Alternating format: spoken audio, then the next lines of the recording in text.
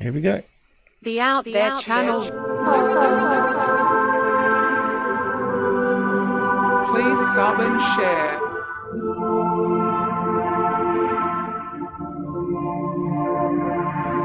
Searching for the truth. UFOs, aliens, greys and ufology. Real images, real stories, real videos, real cases, researched and investigated by professionals in the field and cutting-edge discoveries.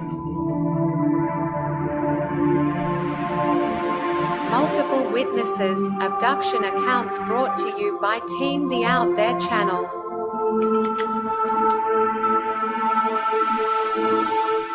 Good to be back. 5, 4, 3, 2, 1. Action.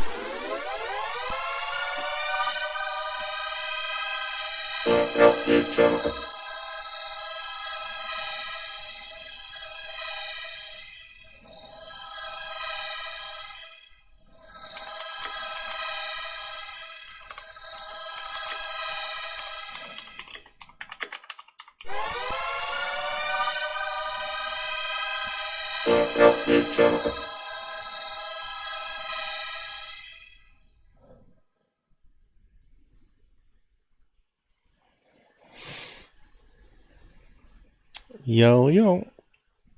Who's out there? So it's been a bit of a rush to get this one up today. Daylight time has changed. Just getting used to it. I hate daylight savings. So today we're going to be talking about gravity wheels, fringe science, and UFOs, and look at various UFO type stories, from floating broomsticks to skinwalkers and anything else really that we have time for today. Should be alright, should be interesting,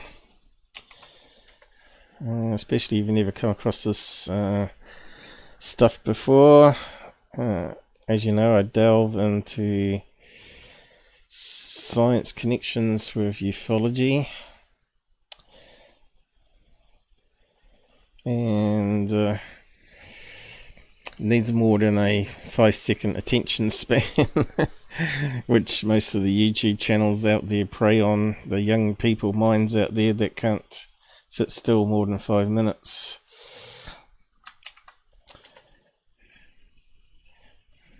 So I've got to organise these chat windows.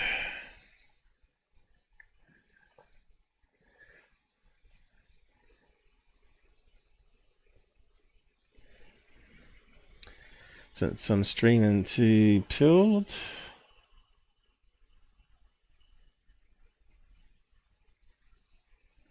although the font's a bit small for my eyes. We'll see how we go. I think we had some commenter there. Let me just see if I can zoom in. Now, since the Windows update, I noticed a lot of live streams out there getting the strange crackle noise back. Mine a couple of times did it last live, so let me know if it happens out there and that you can hear me okay. Throughout the live show will help, and because I can't monitor it as well as do everything else. I haven't got any sort of helpers anymore.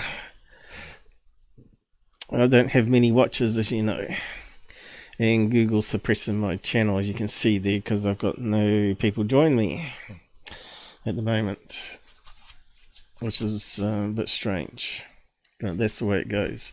So I just do my thing and people discover that there was a live show and then they watch it later.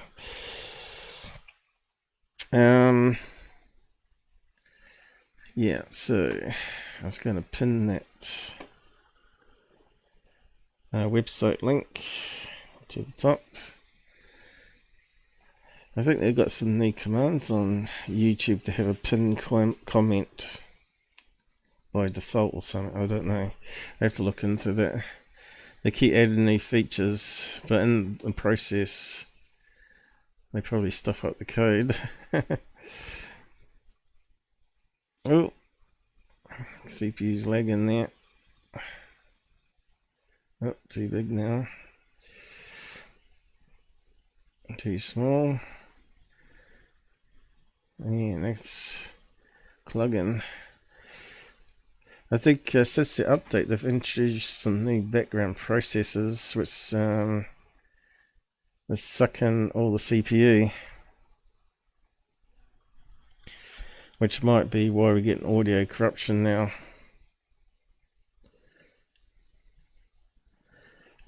So yeah, what's a comment there? I can't quite see. Yep, got a thumbs up. So obviously it's working alright in build.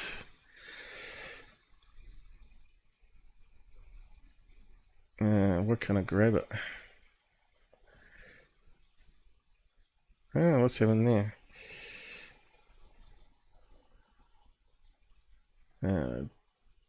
I didn't know you could do that. How do I get rid of that again?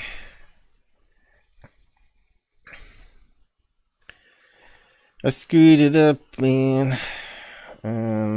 Clicked on something. Click to go to channel.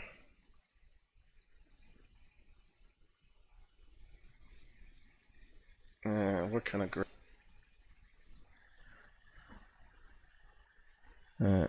Let's see, let's scroll it back down again. Can I grab it?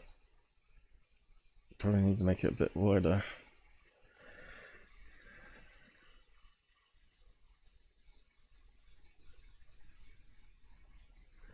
Never had this much trouble with the comment one before though. Put it up there, see if anything happens.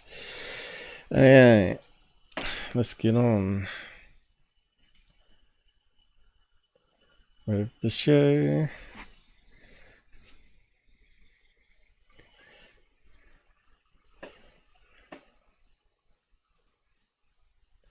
Okay.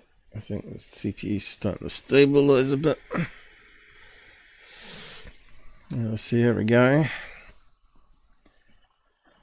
I'll just do a quick check on the audio again. Any corruption on the audio? Sounds alright this end. Alright. I think we're ready to go. So we'll start with this broomstick one, I guess, since it's open already.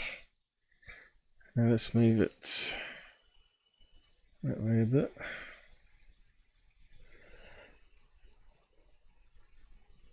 Yeah. That probably can be made a bit wider if it'll let me.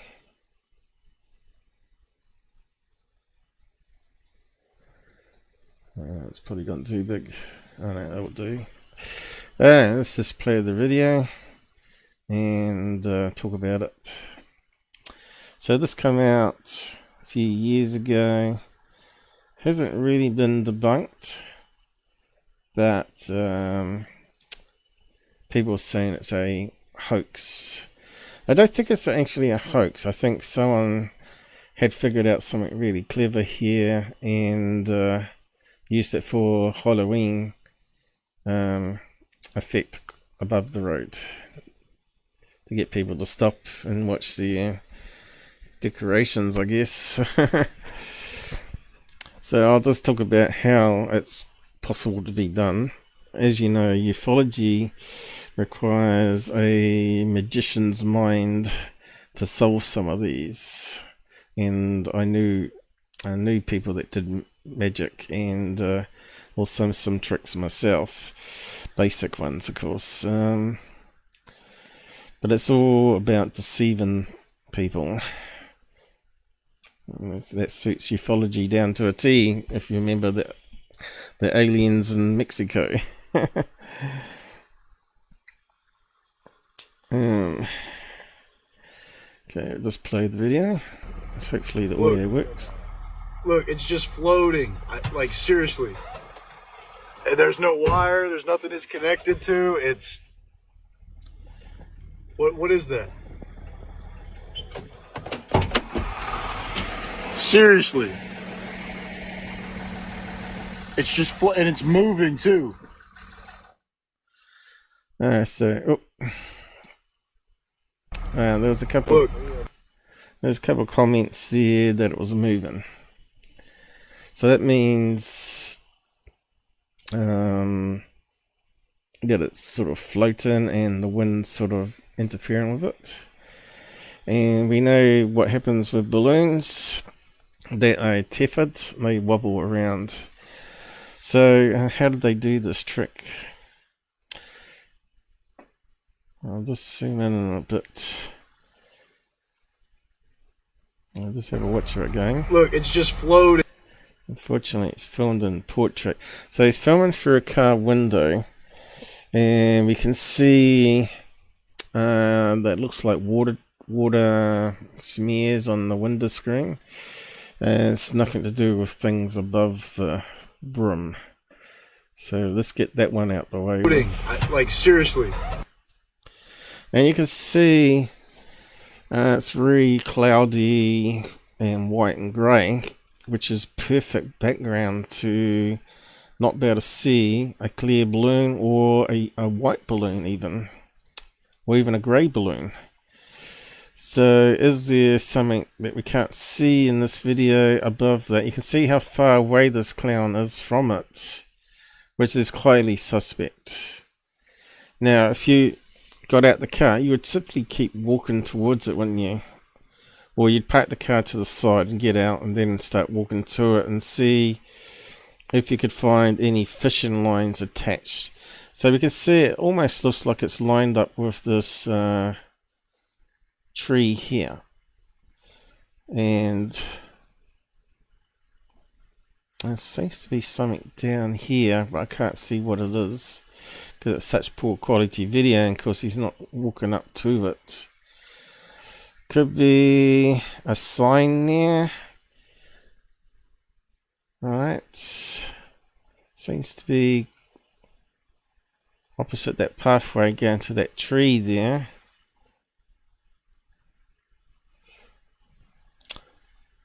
I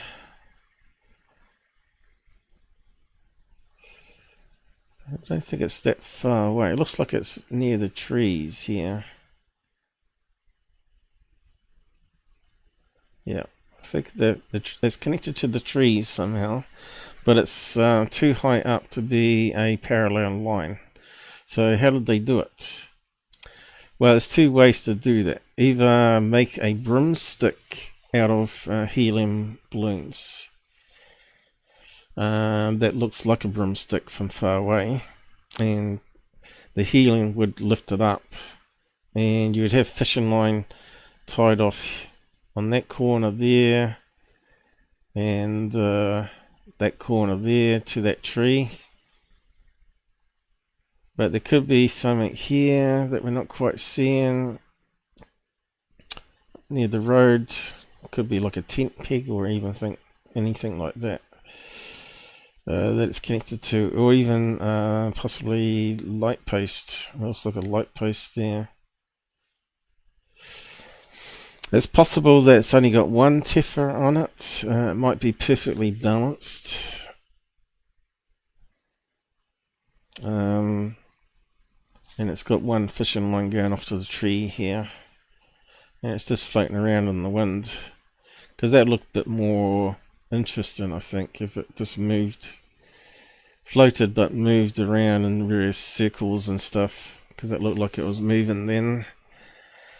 But yeah, is there anything above it that we can't see, like a clear balloon? It's possible. So let's just bring up some helium balloons just to show you what I mean.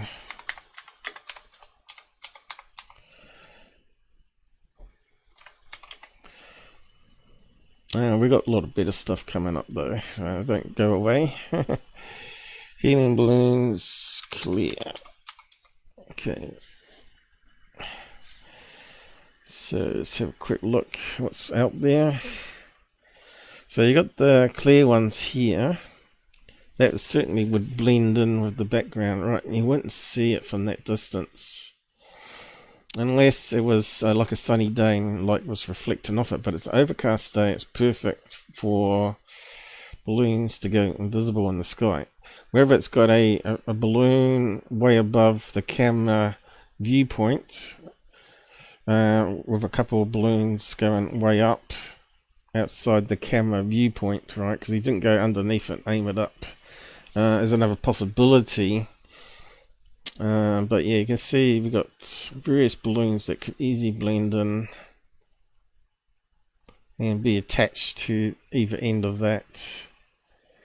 And be a balloon kite, basically. They do use them for fishing balloons as well as kites. So, yeah. So there's that possibility, but it's also a possibility to make helium broomstick, which is what I think maybe what's happening there.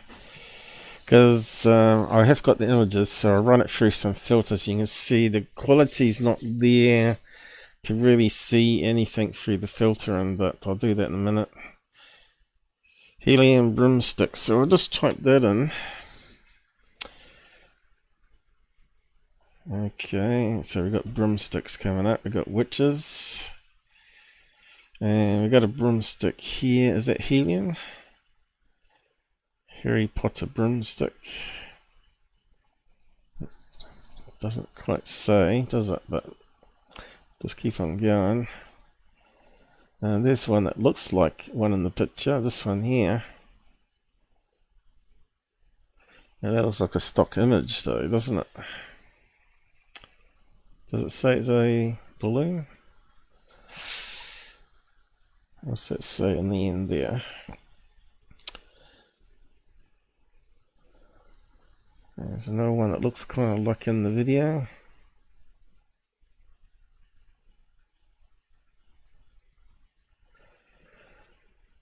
So as you can see, you can buy broomsticks and use them for costumes and stuff.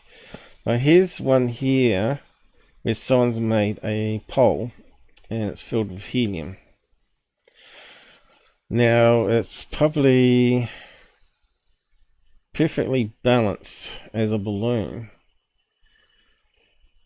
but they're trying to make it so it floats level, which takes teamwork, I guess. Because if you don't have it perfectly level, I guess it'll start drifting upwards on the end.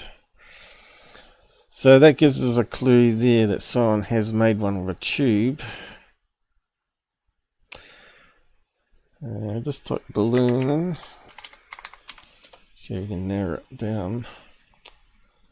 Okay, so here we got someone that's making witch's broomstick out of balloons, and you can see they've used a pink tube balloon in this one and some yellow ones. Now you don't have to use balloons on the end, that's the thing. You could use straw lengths of string. You know, you get that string that looks a wee bit like broomstick hairs. And you could even put a balloon inside where the hairs that you add on the end go. Which is kind of interesting. What else we got? Another one doing a broomstick, but they're now using a black tube and white end. Tube balloons on the end. Not quite what we're after, but it just shows you the possibilities out there. How to create a prop for Halloween for a floating broomstick in the air.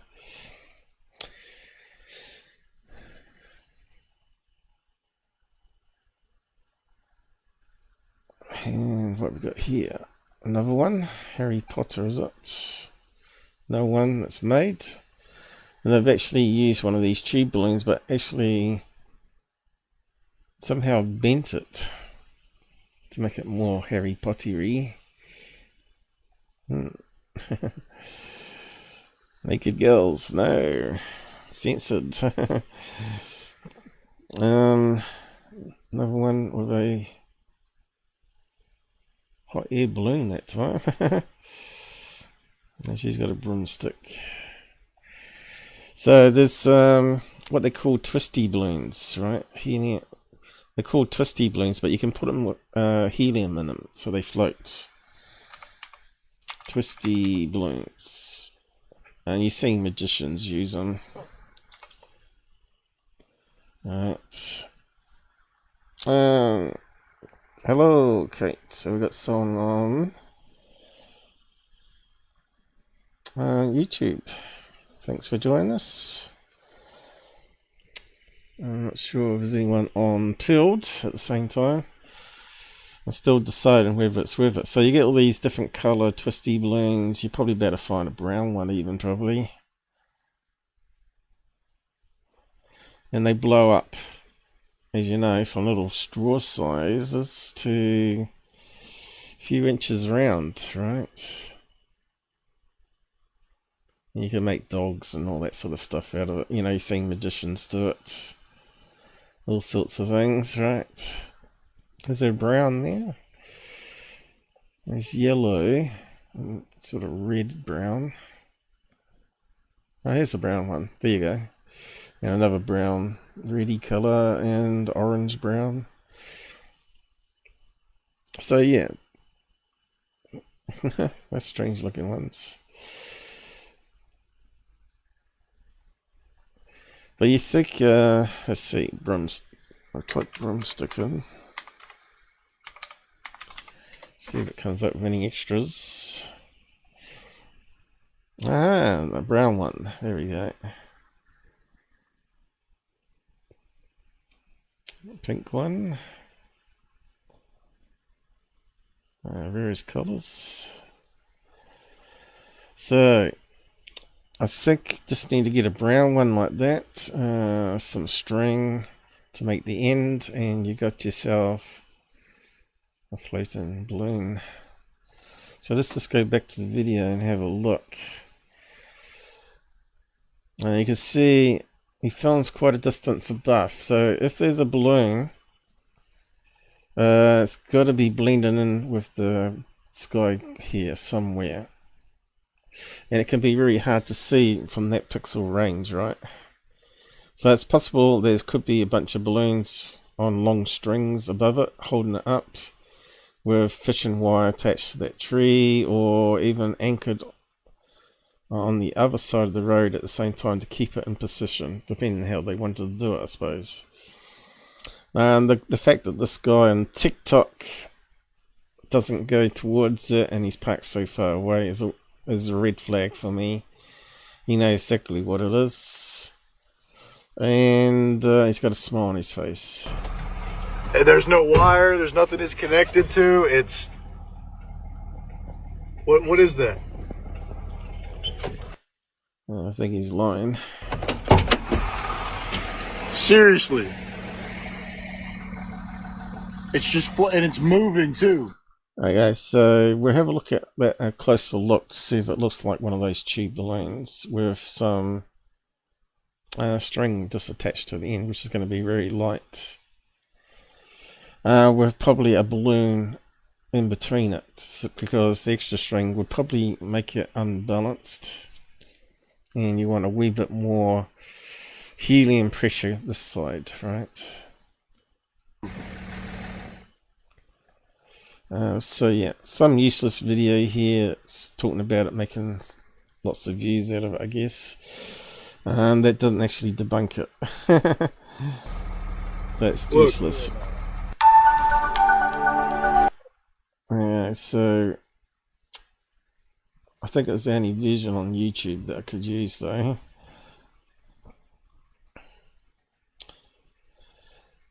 Altogether, when a TikTok user named Luca, who goes by the handle the one named Luca on the platform, shared a video of what appears to be a broom floating in the sky. See, just nothing. Just telling the story over the video. In the which is video useless. Luca shared, we see So, yeah, where does he smile on this? Have they got a whole Zoom in video? through the windshield to show what appears to be a hay broom that resembles those depicted. Yeah, where does he show his face? I just want to look at him because he looks dishonest to me. How do I show? No, don't worry about it. Feet off the ground, sitting in the sky perfectly still. Look at them get. I was asked if I wanted a sandwich or something. I said no, leave it because, oh, here we go. Does that look like an honest face? Actually, he looks like he might be high, actually, to me.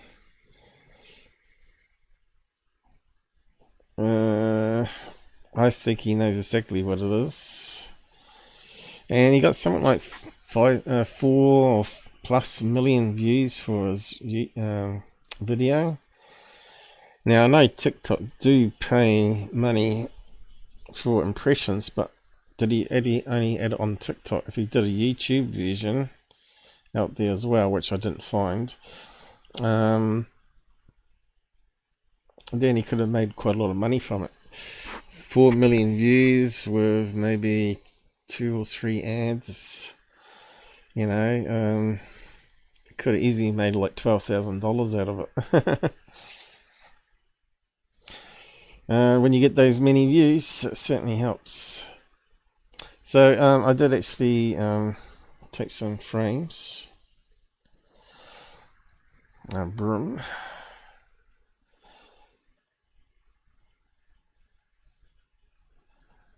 What's going on?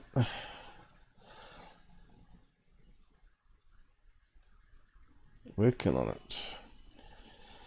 I'll tell you, Windows 10 have done some terrible updates. But they force you to do them. Unfortunately, you can't turn them off forever. So I grabbed this from the video because I didn't think the balloons would be any higher than that, but it's a possibility they could be. And you can see the best image, the close-up image, is out of focus. Unfortunately. And you can't see any details of how the end of this is made. But I suspect there's a balloon there, and it's got a lot of string that's sort of tied together.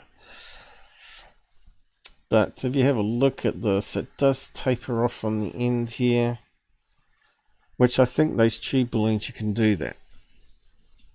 And then you tie it. You can see there is a sort of a curve bit happening, which is typical of those tube balloons. They do bend like that. And I did run it through some processing here that brought out the clouds more and sharpened it. And you can see it does taper off here. And it does have slight bend in it. And there's no sign of any balloons in it.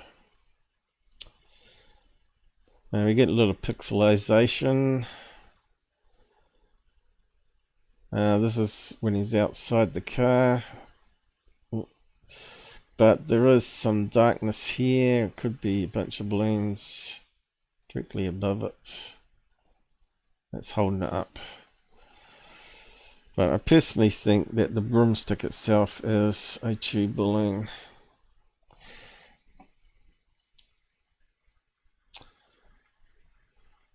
It'd be interesting if someone had a video of that, another person, where it's not overcast.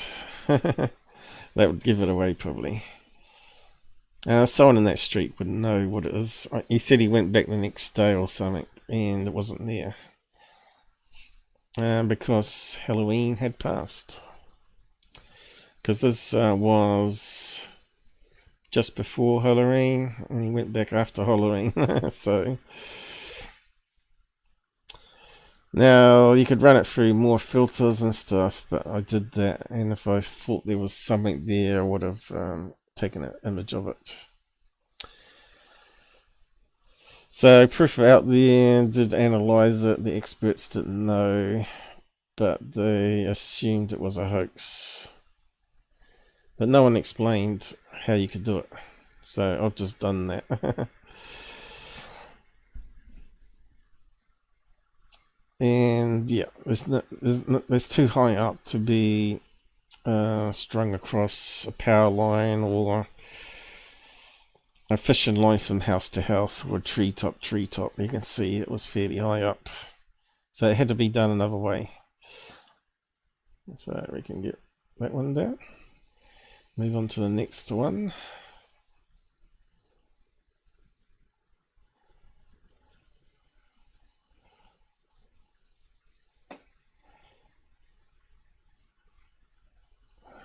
Just I'll post it on the side there if you want to have a look on your big screens yourself.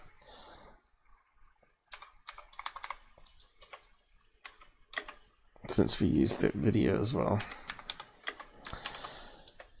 I'll post it on both chats here. What episode, what season was it in on Proof is Out There? That's the black man host on it. What's his name? Tony Harris. I think it might have been season 3, episode 7. So go and check it out, the series, if you've not been watching it. Although they get a lot of their final conclusions wrong. As I've pointed out in past live shows. Some that they claim to be UFOs are obviously, got explanations for them. It's just that the experts are not always good experts. I see Tony Harris has dropped off Twitter, so he's not interested in communicating with me anymore. You'd think if they got a team of researchers, they would be asking my opinion and if I got any insights into it. But a lot of time I can do a 5-minute Google search and find stuff that they clearly didn't or totally ignored, because if they debunked everything on the show, people would lose interest in it, right? So they need to class some as UFOs, right? We can see how all these TV shows work. They're not completely honest. Okay. So we got some other shows to talk about. Namely, Expedition X here. Okay, so we'll just bring that one up. So, latest episode, they go to Utah. Probably, what's that? Was it called the U Basin or something? Where they have a lot of mesas and Skinwalker ranches. But anyway, season 6, episode 8, is a part 2 of part 1. And they do capture some stuff using proper technology. I kind of like this show because they got a skeptic on it. He's a scientist. And they do use some of the latest technology to try and detect stuff in the sky. Like they use the UFO hub thing, which connects to the internet and rules out planes and satellites. So they do capture a UFO here, but more interesting is they capture what they believe is a skinwalker, or a werewolf, I should say. You can see though there are camera artifacts on it, and we haven't got the 4K source video for it. If we did, we may be able to run it through my enhancements and pull out details. And they probably got better than 4K, I would say too. Really, but video is really bad. You think when they saw something at the side of the road, when they're going down this road, which they said is where they had sightings of skinwalkers, that they wouldn't be going very fast. They'd be going as slow as possible without causing traffic problems. And a very high-speed camera. But they didn't do that, unfortunately. So you got this thing, they pass a person, I guess, or a ghost or whatever, skinwalker, they drive past it. And you can't see any details on it. I'll just zoom in. And it does look like a person with baggy pants. But what's interesting is they stop up here and turn around and come back this way, and it's not there anymore. Not sure if they got out the car and looked for footprints, because that would have been the logical thing to do. I think they're too freaked out by the stories. So, History Channel or wherever it is that films this, or is it Travel TV or something, claim that its legs are bent. Not too sure on that. I think they've still got... You can see here it's definitely got motion blur, and that's probably part of the problem. We got no... The interesting thing, it kind of looks like it's transparent, because you can see something passing through it here. But yeah, why did it disappear so quick? If it was a person, it kind of looks like an alien head there, doesn't it? Kind of looks like an alien grey head. Could be someone with a mask on. Black baggy pants of some kind at the top, doesn't it? Black jacket. And that was their best frame from their video. Let's see, I got these frames handy, I think.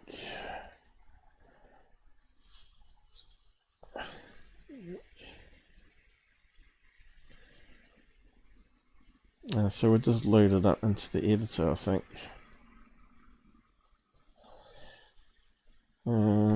Computer's a wee bit slow, isn't it?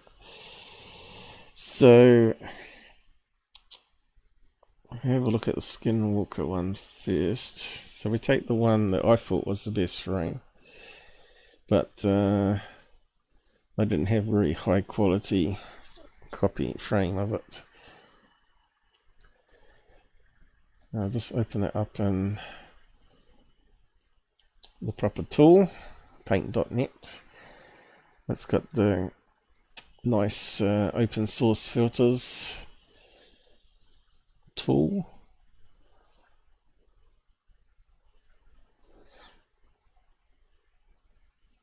So, we can, for starters, I'll lighten it up.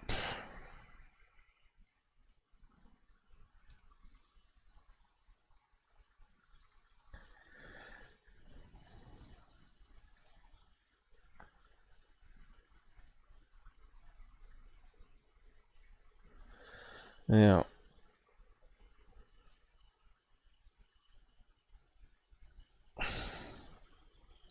again, let's try transparent. We're going too fast. So we got a camera artifact called motion blur and rolling shutter. Now, rolling shutter, when it's in landscape, generally is left to right. It scans like a flatbed scanner like this. So when you got motion of a car going this way, the sensor will pick up the background there and overlay it on top of the next chunk of image, and that's probably what's happened here. And some of the body didn't get scanned in, so it's like overexposure. So it's not good enough to say it's a paranormal or skinwalker or ghost. And that looks to me like it could be a shoe there that he's bending his leg to take a step forward to walk across the road after they've passed. He's waiting for the car to go past before he walks over. Looks like the foot's coming down this way. But I don't see what we can do with that at all, even if he sharpens it. So we'll just try that anyway.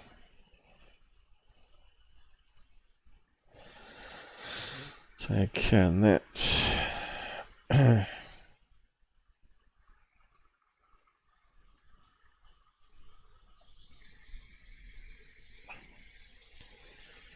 so just look for the sharpener as soon as we get some CPU. Come on.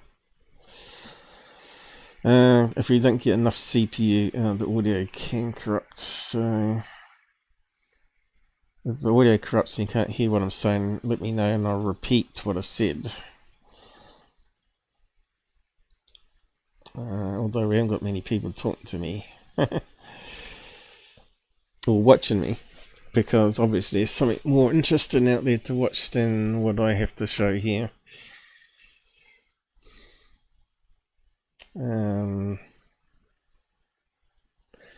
Let's just increase that. Okay, almost looks a wee bit better already. Start to sharpen up bits.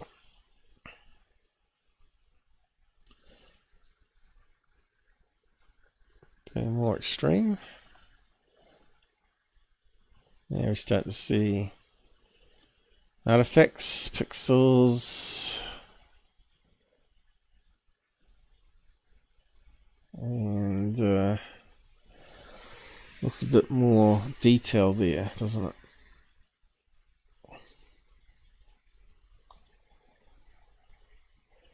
But we can't really see what the face would be, but it does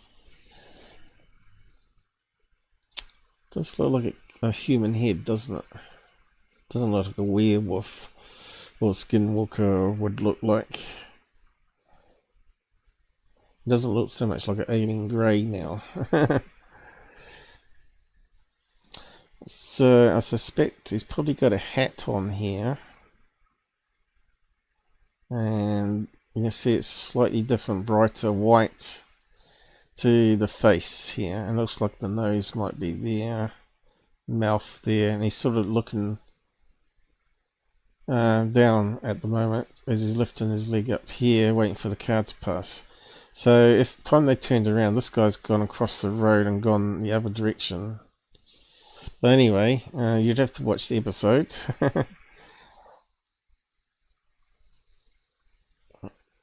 I'll undo the sharpening again.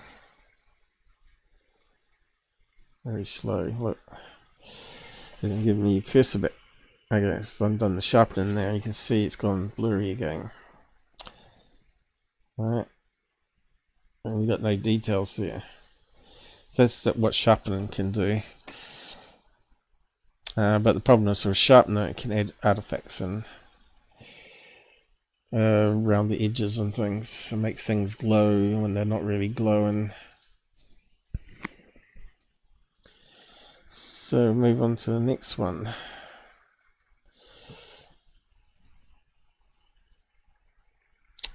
Which is the UFO they captured, which was more interesting. I've got two frames here.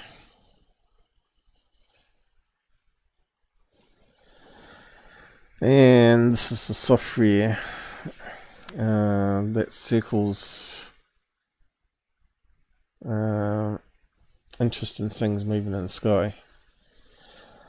Now, I'm not sure what it is. The problem is obviously people in the area knew the film crew were there, right? It's quite easy for someone to say, oh, we often see the Skinwalkers along this road, and just have someone ready to stand on the side of the road and run off, right? To prank them. Now, I thought it could have been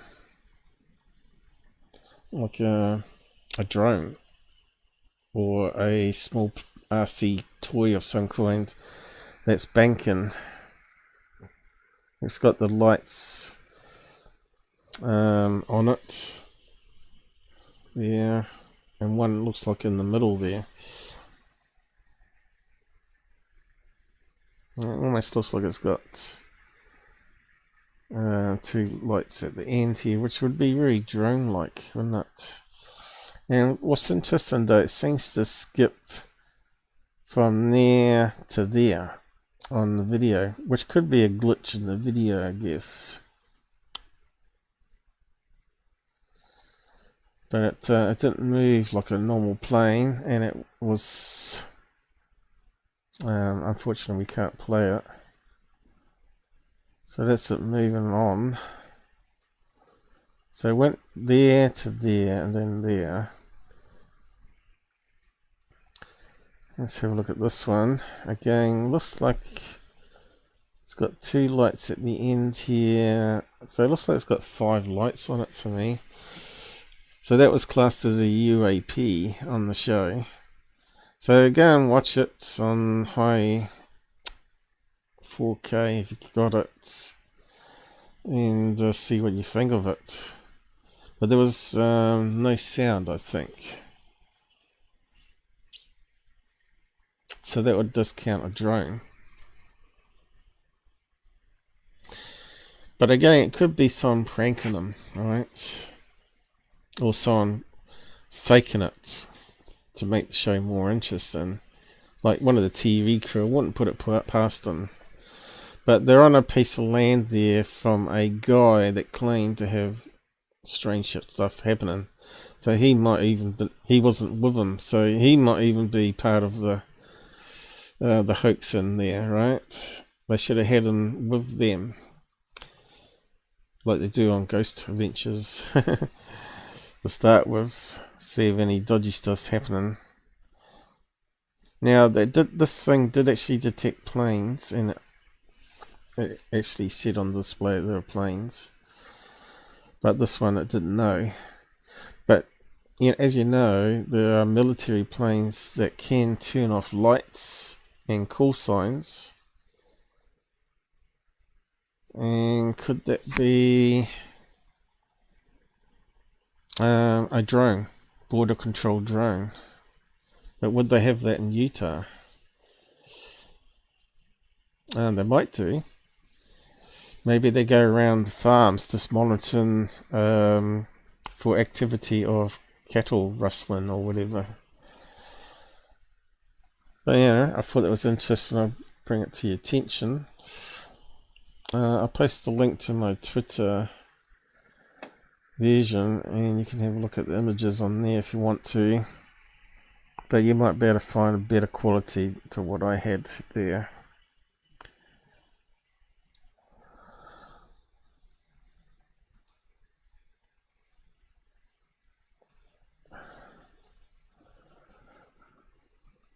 I'll post it up here.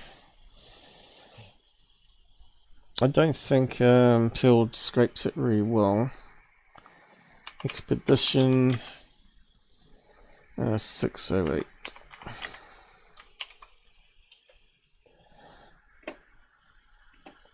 And we got no one watching now. Thought we'd had a few more people by now.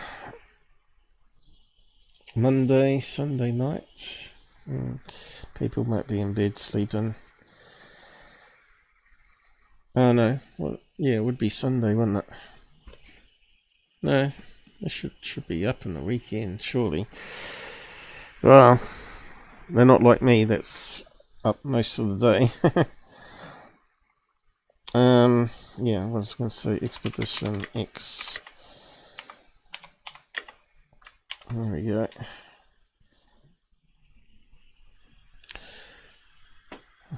On to the next topic, which I think will be Skinwalker Ranch still. Maybe not. I'll go back to that.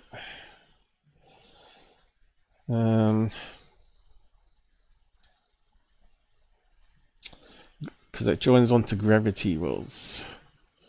Believe it or not. So yeah, we're still coming back to Skinwalker. So yeah, what's that one? Yeah. Alright, gravity well going. What's that one there? Alright, so that's part of this one here. What's that? Alright. Recap of the alien thing. What did that one say again? I'll just open up the full screen here. War of the Worlds, mystery over three-fingered Peruvian alien deepens as UFO experts faces criminal charges after unveiling ET corpse. So apparently you're not meant to smuggle anything out of Peru that's archaeological without the proper paperwork. And of course, now Jaime, my son, is in possession of these ones, saying it was from Peru, so now it's being investigated and seeing what if he actually paid for it to be transported out of Peru, or knows the person involved, which he would have to. But personally, as I said last live show, he should go to jail for 1 year for doing this stunt, and should be fined $1 million. And that should then put a sign out to people to stop doing UFO hoaxes like this. So as we looked at last live show on this, we looked at the x-rays, and they worked it out. It was a llama skull inside it with some sort of you can see it looks like some sort of clay binding it all together.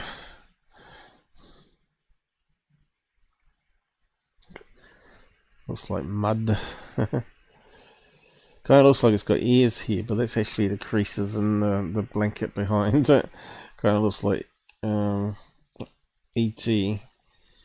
Probably would look better if it had ears, actually.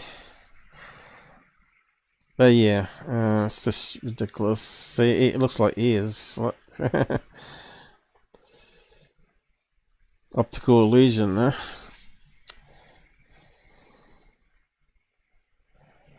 So he's what, 70 now, is he? And he's made millions of dollars out of this crap, and ruining the ufology for the rest of us, taking it as a serious research topic. Is now facing criminal probe. He should be alien probed as well. The bizarre saga has taken another strange turn. I think maybe there. 7-year-old stood alongside forensic scientists in Mexico. Yeah, couldn't have been really good scientists in that case. Well, making the bold declarations that have shocked the world.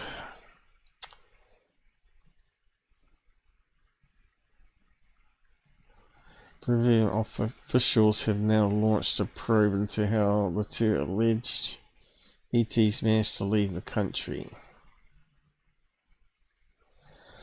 So, that's the latest news on that. So it says here, after comparisons were made to other DNA samples, that was allegedly found that over 30% of the DNA was unknown. Now, I've talked about DNA before and how it can get let's see, degraded or mixed in with human DNA, especially if it's made, right? So 30%, of course, that's probably not peer reviewed, right? So you need another independent study to be done that verifies those results, if not once, twice, and then especially something important as calling it aliens, right? Apparently the eggs inside were actually stones as well.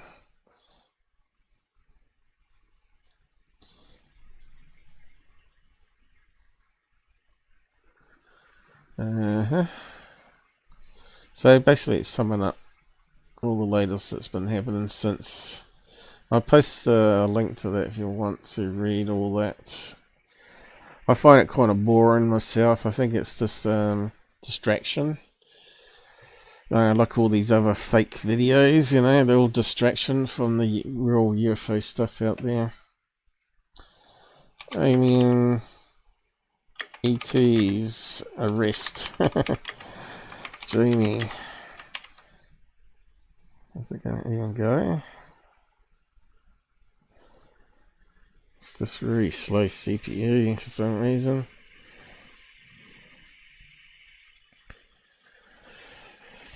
I might just have to stop doing pill streamed at the same time again. Something's happened with the Windows update. Windows Microsoft has shafted this again.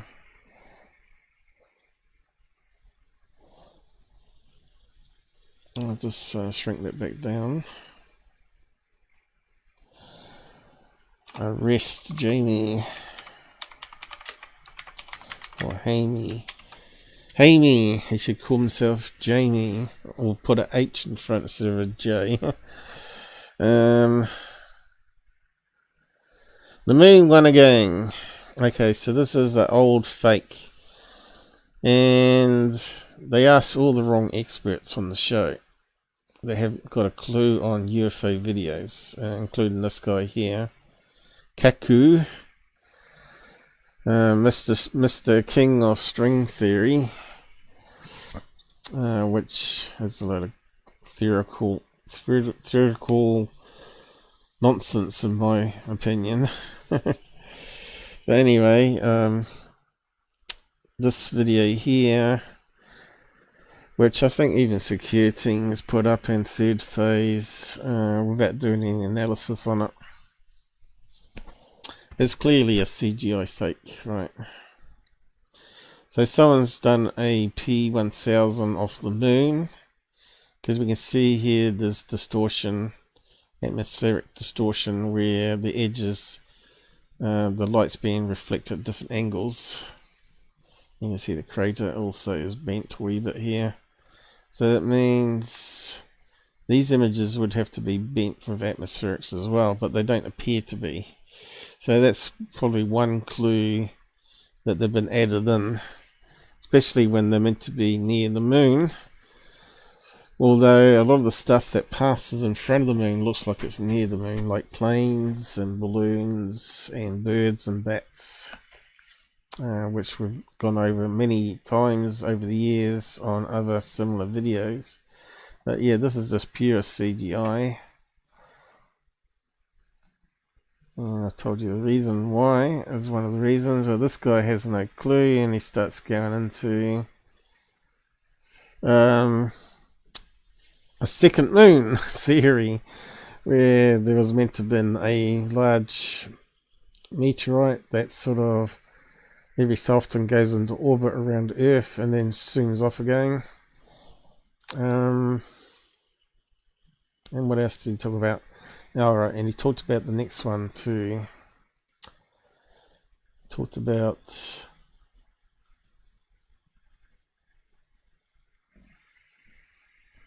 the mass anomaly detected under the moon's largest crater. So they talked about that too. So apparently there's meant to have been, it's been the last,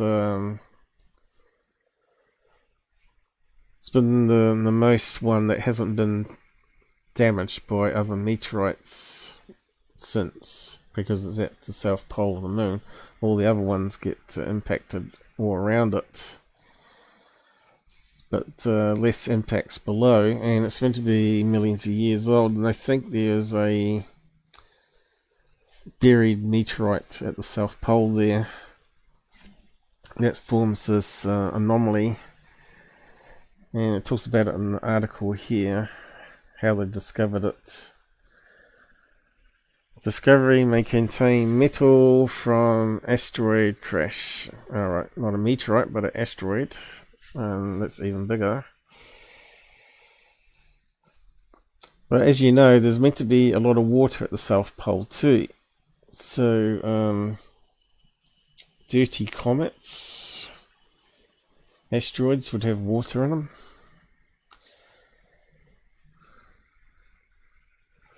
But as you know, they have a lot of iron in these meteorites. So if there's a big mass of metals like iron, then it's going to change the magnetic readings. You know how they use underground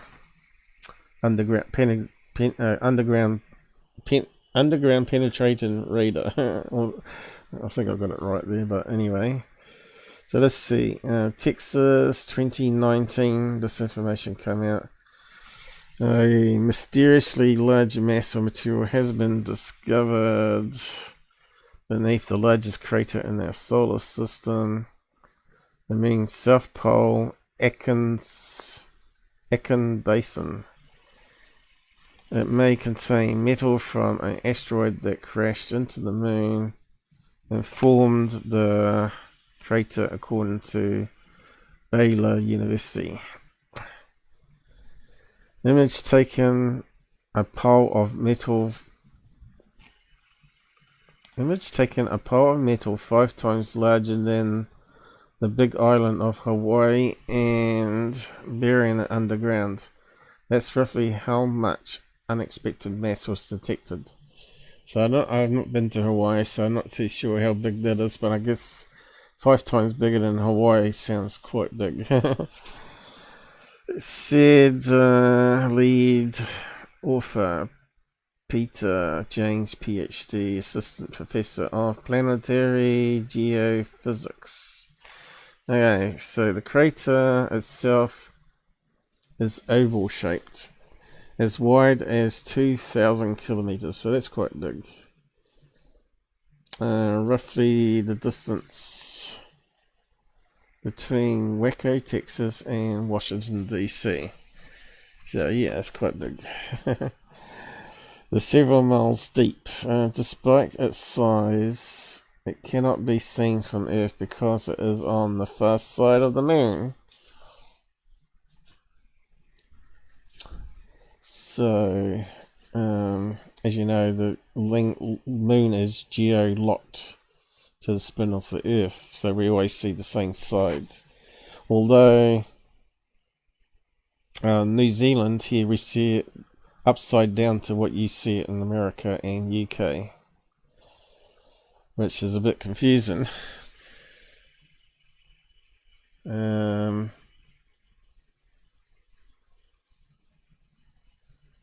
It's all mirrored, I guess. I've gone over that before though, but I won't cover that again. To measure subtle changes in the strength of gravity around the moon, researchers analysed data from spacecrafts used for the National Aeronautics and Space Administration, NASA Gravity Recovery and Interior Laboratory Grill mission. So it goes on a bit here. We don't really need to know too much about it. Just that's quite an interesting discovery. So that's probably where they should be landing next and exploring, I guess. So if you got some asteroid that impacted millions of years ago, you want to dig down to it, don't you? So you really want a moon base there, and maybe a drilling platform, and you can get samples from that. So does that sort of rule out that the moon is hollow? Not really. So there could be pockets of gas as well as liquids and metal inside the moon, right? So you could have like a big underground sea, and stuff like that.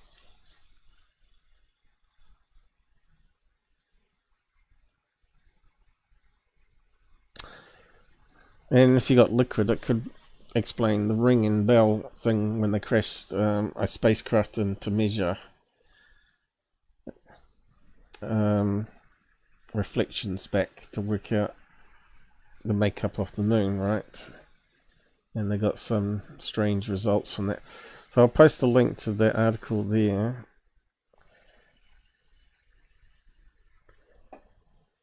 But yeah, I'll find the original video of the moon one, which is CGI. I have to see if I did actually save the link. I think I'd post it on my Twitter account anyway, just as backup.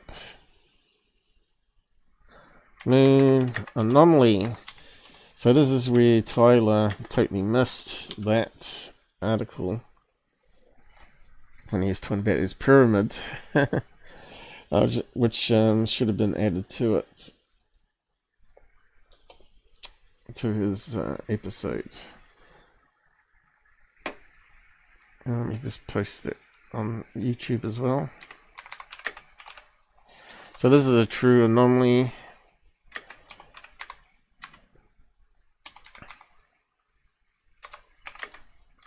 I spelled it wrong. Y instead of IE. Anomalies, maybe. Yeah, it's very slow. It might be YouTube have done something to the chat which has slowed it right down. They're trying to monitor spam and all that sort of nonsense. All that just slows it down.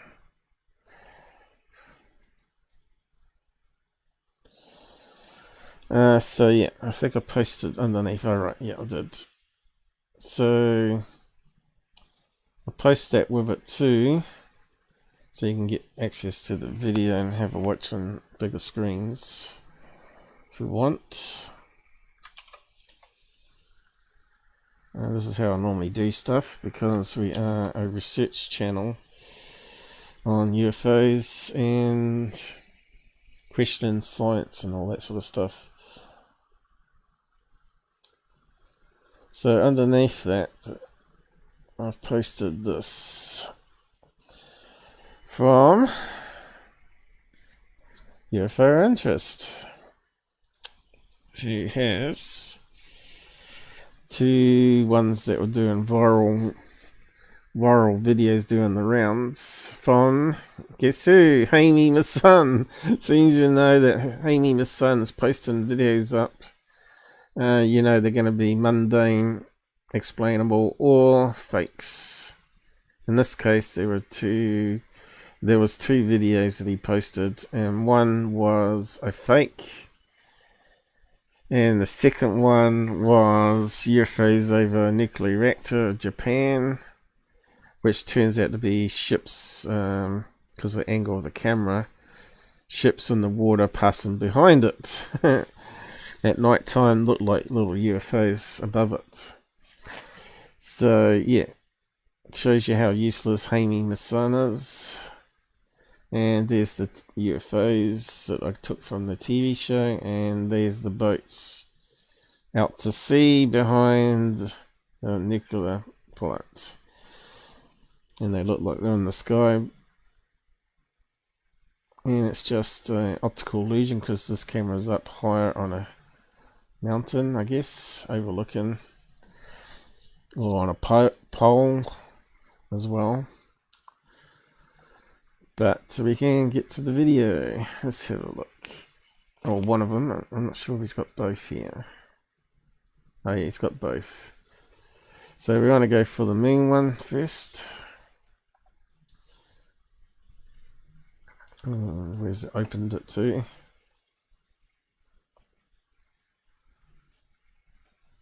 Where's it put it?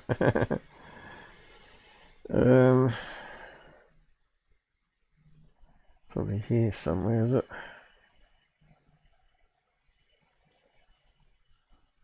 No. That's coming up. Coming up. Coming up. Is it that one? No, that's coming up too. Skinwalker Ranch. Now let's just definitely need to see if that works. That one's working. Yeah, so this is the main video. A fake. It's got music in it probably. Alright. So you can see it's like a P1000. Looks too good to be true though, doesn't it? So, but it would be from a P1000, but it's got artificial noise there of the camera motor. And cars in the background. I think probably what they got is a photo off the moon and zoomed it right down in CGI software and added in the telephoto noise to simulate it zooming into it. And added in some atmospheric ripple, which if you look at it carefully, you can see, I think. Is he going to zoom into it? Let's see if I can zoom into it a wee bit more. Yeah, he didn't zoom into it, unfortunately. Okay, let's just play it again, zoomed in.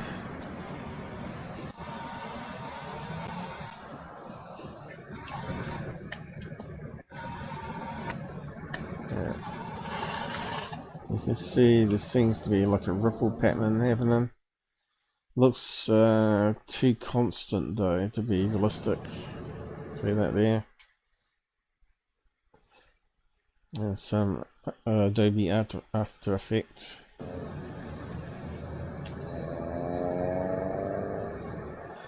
Now this guy here is the original video and it's a CGI Artist animation. So some asshole in ufology has taken that and posted it all around the web. When was that? Quite a while ago. May 2021 is when he did a debunk for it, so it must be within May or February 2021. And it's now on that show, which is called... what was it called? Strange Evidence, I think. What's the show called? Strange Evidence, Series 8, Episode 5. So they couldn't even do 5 minutes research like I did to find if anyone had solved it, and I found the solution. But yeah, it's all about making money, isn't it? So that one's solved.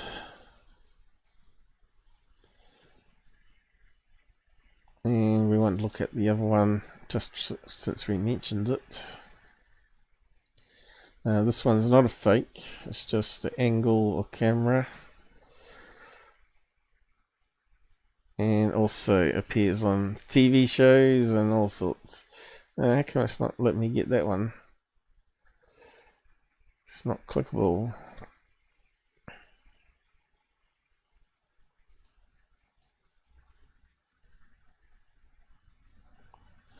Okay, let's see if that works. And this is the other one. You may remember it. Overexposed. Has to be for you to see the boats behind in the sea. And you can see that there is a mountain range here. It goes up. And this is probably up higher here. Looking down.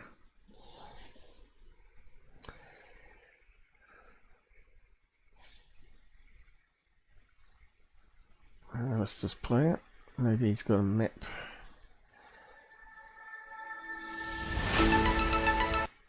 Okay, he's got music on this one. So it says here, correlated those lights with an earthquake, whose maximum seismic intensity was struck off the coast of. Playback speed 16 times. And that's why it looks like it's moving fast. Speed up. So they're like container ships and fishing vessels.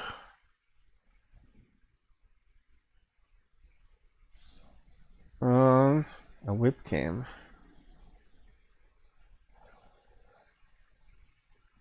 Notice how they go in a straight line here.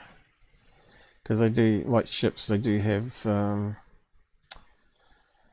autopilot and navigation lanes, so there's no problems. You can see cars down below here buzzing around, or trucks. Now that one looks like it could be a plane or a helicopter.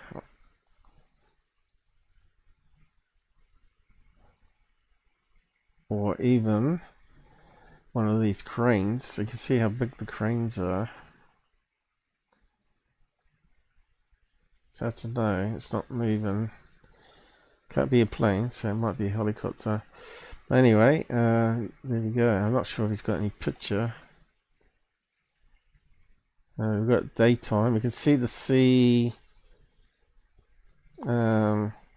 horizon is there with the low cloud cover or pollution. Fog.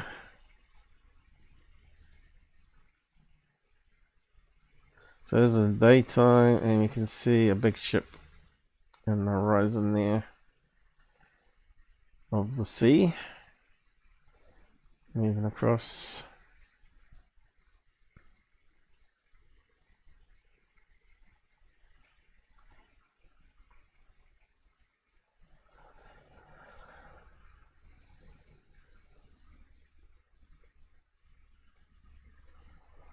Yeah, I thought he might be able to run it through some filters.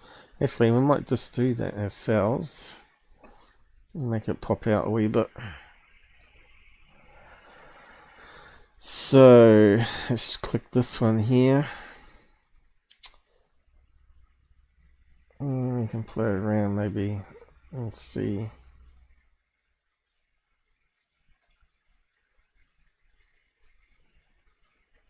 Aha! Starting to see there's a sky and a sea behind it.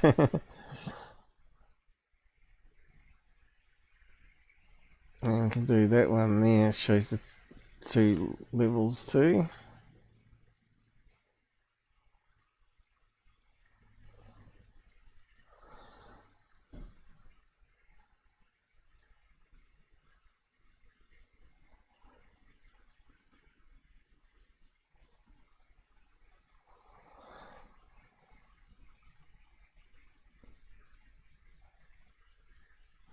Okay, we'll just try that.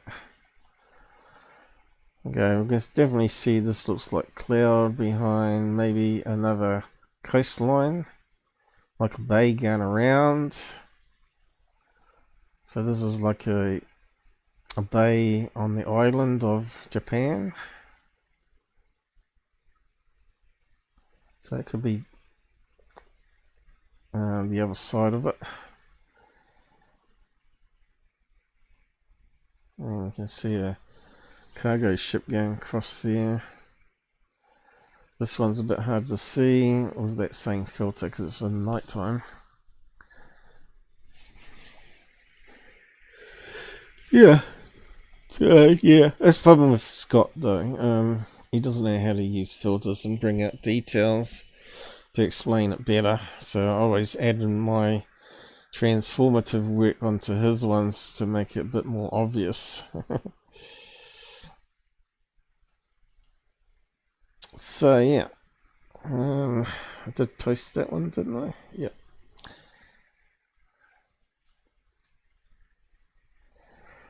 So we're done with that one.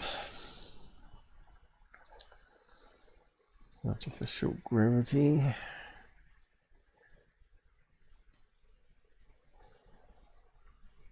I suppose we can move on to the Skinwalker Ranch stuff again and on to Gravity Wells. You can see I got a few bookmarks on this where there's real science involved and fringe science, as some say. But yeah. So it is the clowns from Skinwalker Ranch, pseudo-scientists. This guy, I don't know how tall he is, but these guys are always bigger than this guy ever is. Dark, disturbing reason why Bigelow sold Skinwalker Ranch. So I come across this article when I was searching for other stuff. I thought, oh yeah, it's worth having a read of it. Don't think about sharing this article. So that's using reverse psychology here, I think, because he's got the share buttons underneath. No, we're not going to share it. We're going to talk about it and add our own bits to it. Skinwalker Ranch is not the only source of mysterious phenomenon and UFOs, duh, but it's also been at the centre of a heavily funded federal government investigation that's still classified to this day. And why is that? Government's got no transparency, but apparently NASA has. It's got transparency. So I guess there was no NASA involvement. Brandon Fugal purchased the ranch in April 2016. Yeah, to try to cash cow with it, not to actually find out the secrets of it. And revealed in a recent interview that Robert Bigelow had a dark, disturbing reason for selling the ranch and stepping away from Skinwalker Ranch. Bigelow himself confirmed the rumours in a recent interview last month. To read about the UFO whistleblower David Rush. No, thank you. That's another boring subject now. That's what everybody talks about. We're the ones doing other stuff. So I guess that's the interview there, the Sean Ryan show, which we ain't gonna play. Fugal shared stories about the ranch during an August 2023 multi-hour interview. During the interview, he revealed how he acquired the ranch and why Bigelow, the former owner, had decided to sell it. Around 1:25 into the interview, Fugal shared that before acquiring Skinwalker Ranch, he had worked with a young tech mogul in 2009 to 2010 who had UFO encounters and thought he had discovered technology that could enable anti-gravity, which is what we're going to lead into next. Fugal devoted resources to ultimately debunking the claim. Now, Fugal has like zero science knowledge. He's all about religion. So he can easily be conned by scientists like Travis. Through that experience, I've developed relationships with a team of science advisors. Yeah, because he doesn't know science himself, and so he can be misled. We simultaneously advising an elusive billionaire out of Las Vegas named Robert Bigelow. He shared. After he ended the anti-gravity project in 2013, Two of Fugal's science advisors approached and asked if he would like to meet with Bigelow. About Skinwalker Ranch, Fugal said he made sure the science advisors knew that he was a skeptic who had just concluded a project where he had debunked core claims using scientific rigor. They were okay with that, so he flew to Las Vegas to meet with Bigelow. Bigelow facility is the closest thing to a James Bond villain lair that I've ever seen, Fugal joked. It's an incredible facility, I mean. And it's got that strange logo they have with the alien grey head as well. I mean, huge buildings that house full-size space stations and space habitats. They are doing the material science and the life safety testing and engineering. And transition for the ranch was completely private. A transaction, I mean. He was not putting the property up on the market for sale, Fugal clarified.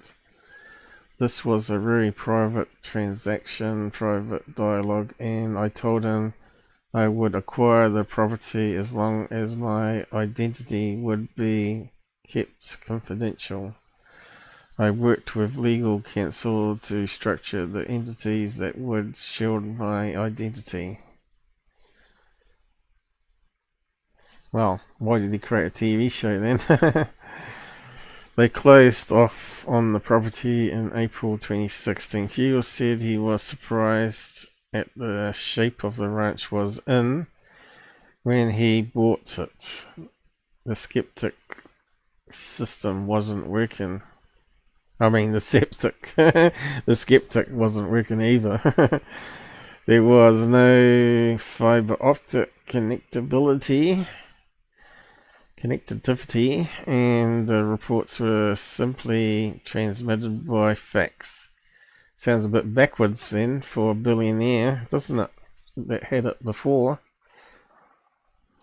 For the first few months, mind you, they could have had like a mobile lab placed on the site instead of using the buildings there, right? And Portaloos. So, because obviously they didn't want to live there. So they could have a satellite connection for internet. But all that technology itself transmitting upwards and downwards would interfere with the research. Microwave energy, radio frequencies. He worked with Thomas Witherton and Jim Morris to just build out the infrastructure. Witherton is like the property manager, isn't he?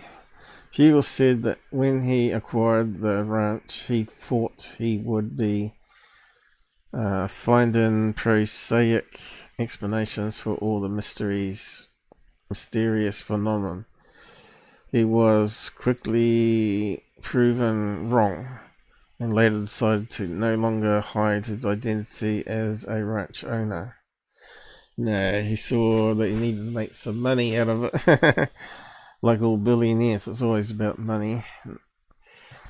Fugal said Bigelow sold the ranch after having dark experience connected to it.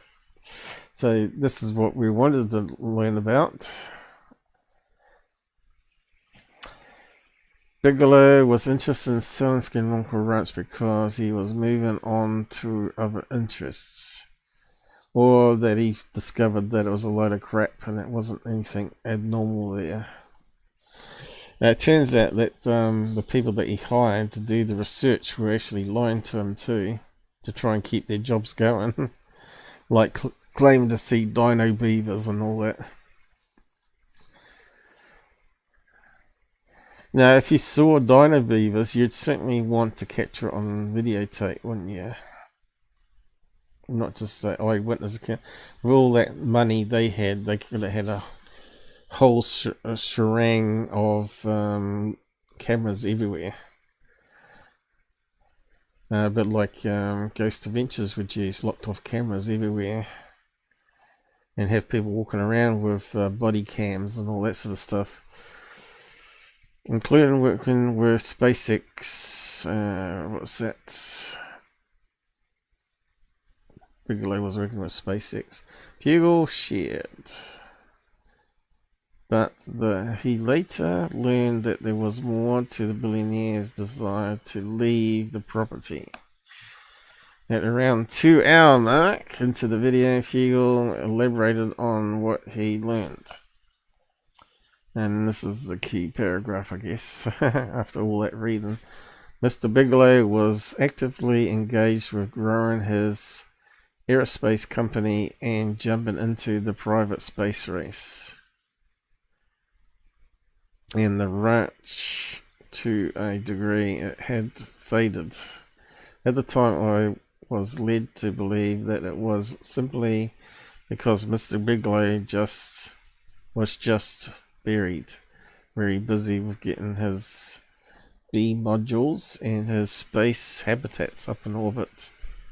So that was those habitats that sort of inflated with air and formed these makeshift labs that you could put on planets or in space.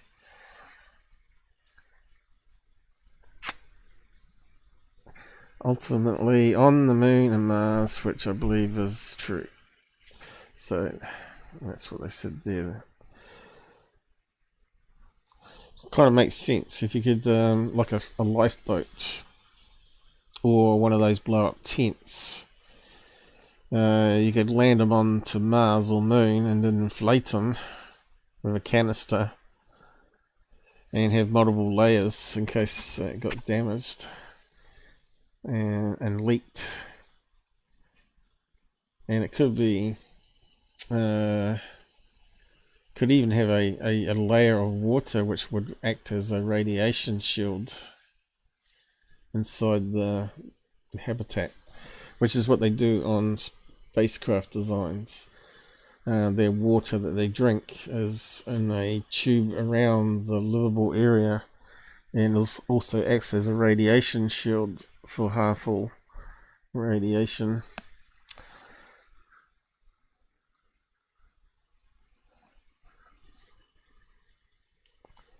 But there was more, so we still haven't got to the truth. But also I've learned he ascribed negative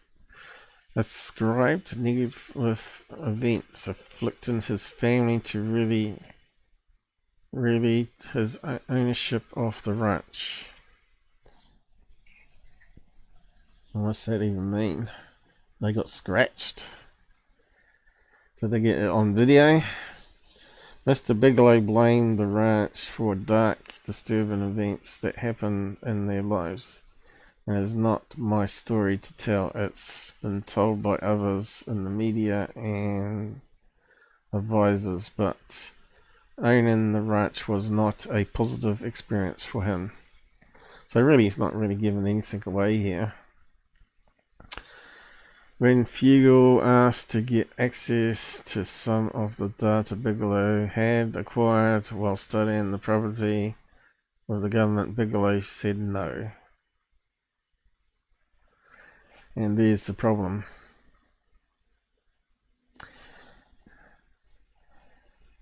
It's not transparent.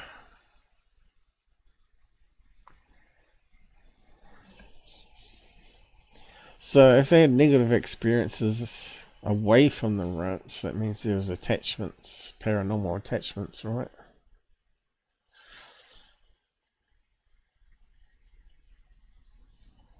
Or maybe they jump in the car with you and follow you home that way.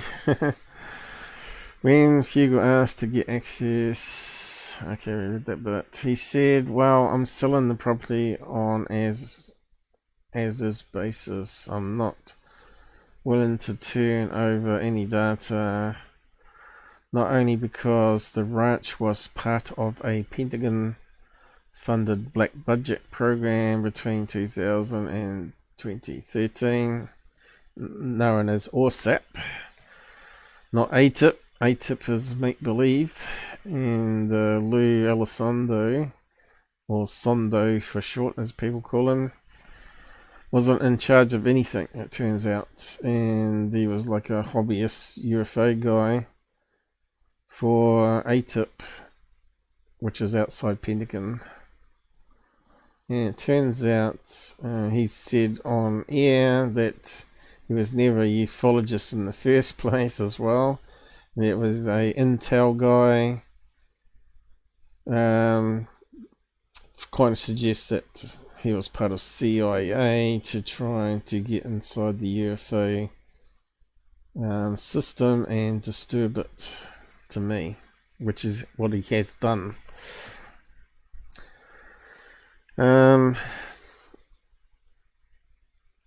He went on to say that he felt that he wanted to keep that private, and I agreed. I didn't push, I asked respectfully and respected his response. So of course all that's come out since, so now it's not private anymore. Lou caused that to happen, or the newspapers did. Bigelow himself said he sold the ranch due to hitchhiker effect. Oh, there you go.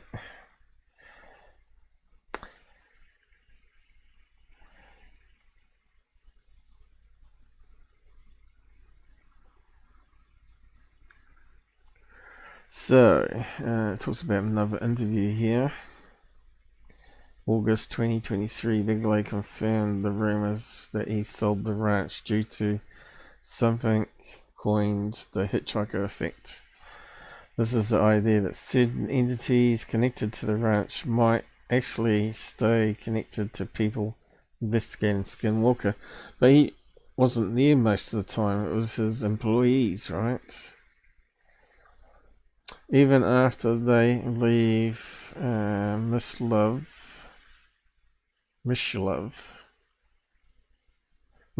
asked Bigelow if he had sold the ranch because dark paranormal experiences kept happening and he couldn't protect his people from it. Bigelow said yes. So, yeah, this is why we need the data and we need the videos of the so-called darkness.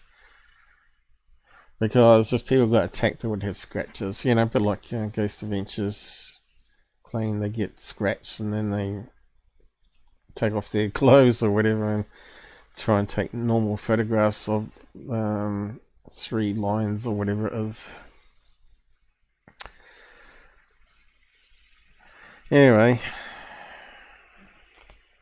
goes on a bit still, but we'll leave it there.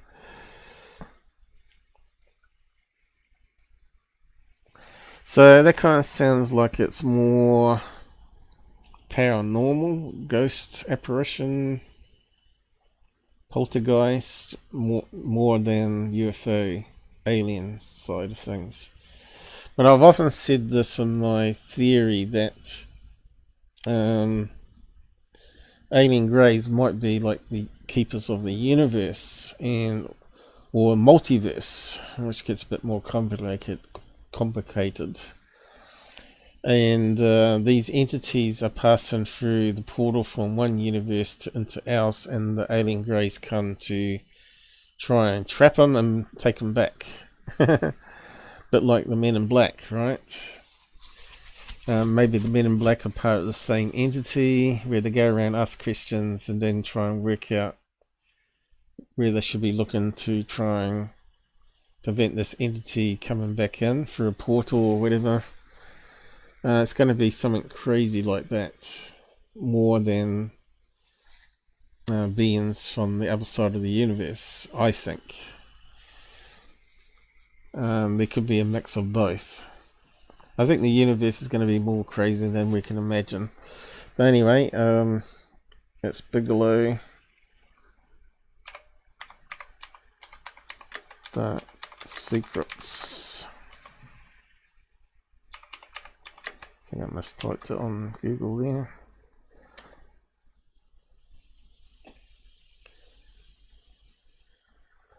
I posted up on Pilled as well. Got no one chatting up there. Depending how well it goes today, might not do Pilled again for live streaming, but I might just upload it instead, because there's not enough interaction going on. But I'm working on another case which is really interesting, and Robert Farmer has some connections with it, which again is going to go into the idea of multiverses and time travel concepts. So I might do that as a next show, but I'm still researching it and trying to wrap my head around it. So, Bigelow.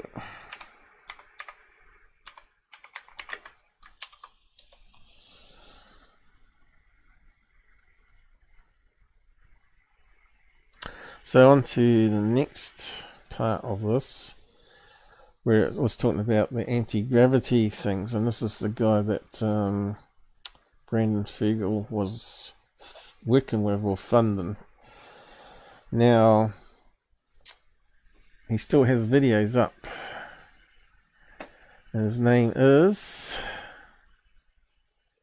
Joe Firmage Acceleron motor. Now, what this guy was doing wasn't anything new, and he was spinning a wheel, which is basically a gyroscope, or multiple directions, and they're trying to get it to lift up.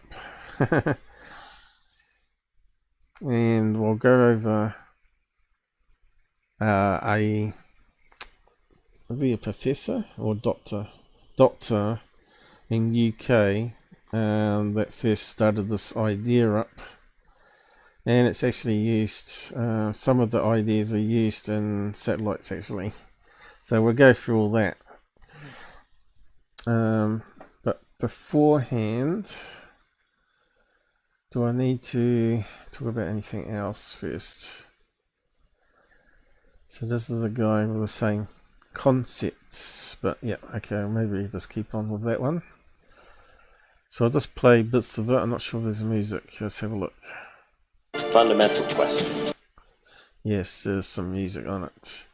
So it looks like it's some sort of slideshow trying to promote it and trying to sell people the concepts to fund it. And trying to claim that it's anti-gravity with pseudoscience, that turns out to be. Matter in inertia and gravity. We examined hundreds. Okay, so I can't play too much of that because of the music background. So they're trying to say it's got some abnormal properties. Here's his device idea. I'm not sure if you can actually see that or not. Such poor quality video. Let's see. What's it go up to? Now we can get a wee bit better. Let's see. And that doesn't seem to improve it. So you can see it's definitely like a gyroscope.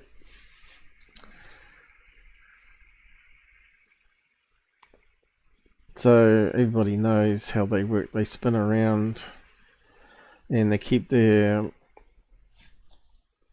plane level. So you can use it to make sure you got the right orientation all the time. Because it uses a center of mass, right?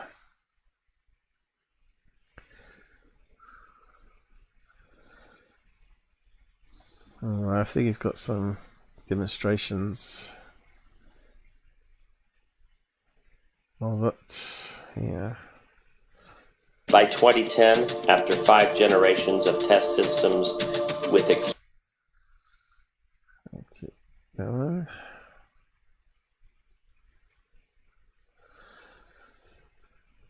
So Brandon got conned by this, obviously. But the reason he got conned is, which will come up, we'll play the video clip from Greenstreet on it, where he talks about the history of why he got involved in it. But basically got misled by certain people. So here's another one. testing on 3 further generations of the device have reinforced and refined the potential. Doesn't look like it's got anti-gravity there.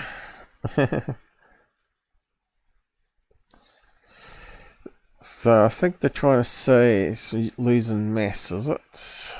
So it's getting lighter. Gravity field effects at a distance.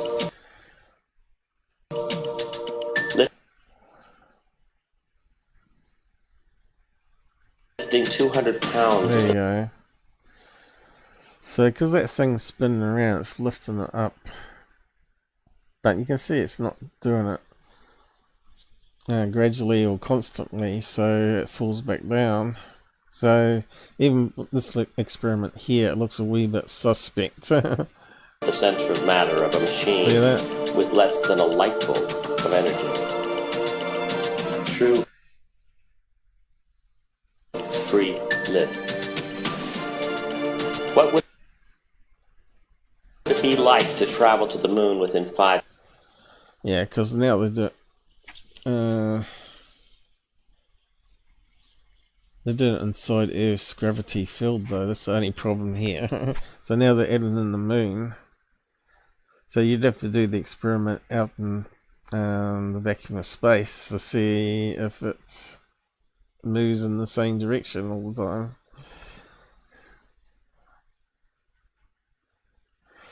Really, you only want to counteract gravity when you're inside the gravity of a body, right? When you're in space, you're between those two bodies, so you don't need anti-gravity. What you need is some propulsion system.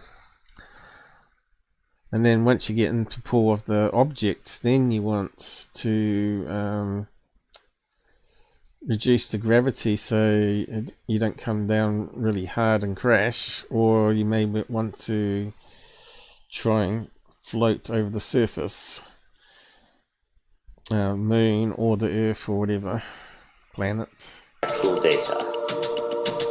NASA's Motion Physics Enterprise has. So yeah, that's like a promo clip, and I'll post a link to it so you can have a watch of it properly. But yeah, there's not much in it really. Anti-gravity. Oh, anti-grav, I call it. It's not really though.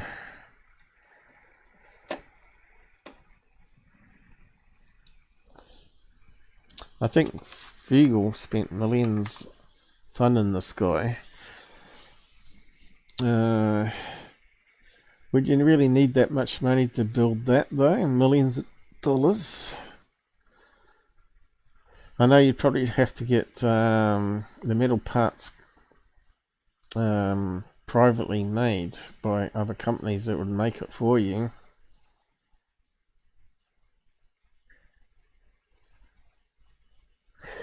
Depends how many of them are built as well. But anyway, anti-grav.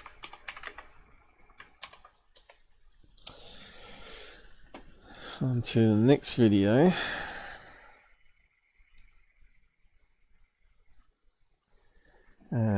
What's that one?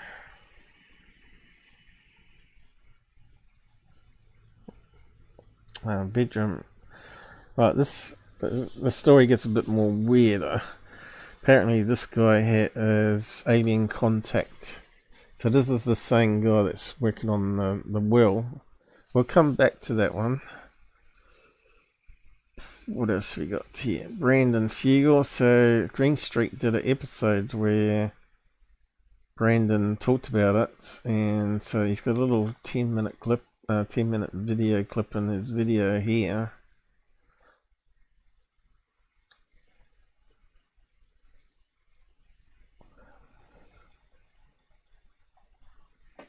And the video is there in this link here, which is this one here. Okay, so I got it queued up, so let's just watch this. Fugal converted his family's... Okay, I know it's got some music in it, so we better watch out for that. private airport hangar into a laboratory, a dedicated space where Firmage could experiment and build his world-changing technology. So it's a bit shame they got music in it. So it looks like Brandon Fugal gave him a facility there to do the experiments in, and also funded millions of dollars in building stuff that he was going to demonstrate. They created a company called Motion Sciences, and Fugal claims he spent millions of dollars on Firmage's work.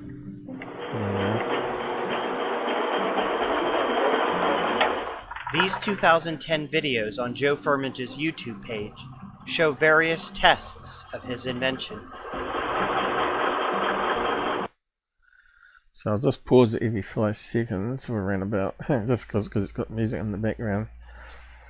So it doesn't look very anti-gravity there so far. It looks like a spinning top. Fugal appears in a few of them. Here's What we're Fugal. working with is advanced propulsion technology that truly has not been released. So he was clever enough not to say anti-gravity here, but propulsion. As of yet, and this patented technology and physics breakthrough is going to change the world as we know it. This video appears to show a celebratory demonstration of Firmage's device. A happy-looking Fugal stands next to Hal Putoff. And danger, danger.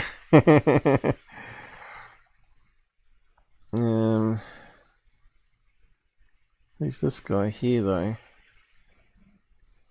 Hal Putoff. Who else we got? But the smiles and celebrations soon went away. Fugal says it soon became apparent that there was no truth to Firmage's claims. Within months, it became apparent. Alright, we've got this stupid music though. That Mr. Firmage had some serious issues. The unfortunate truth was that there wasn't any validity to it. Fugal.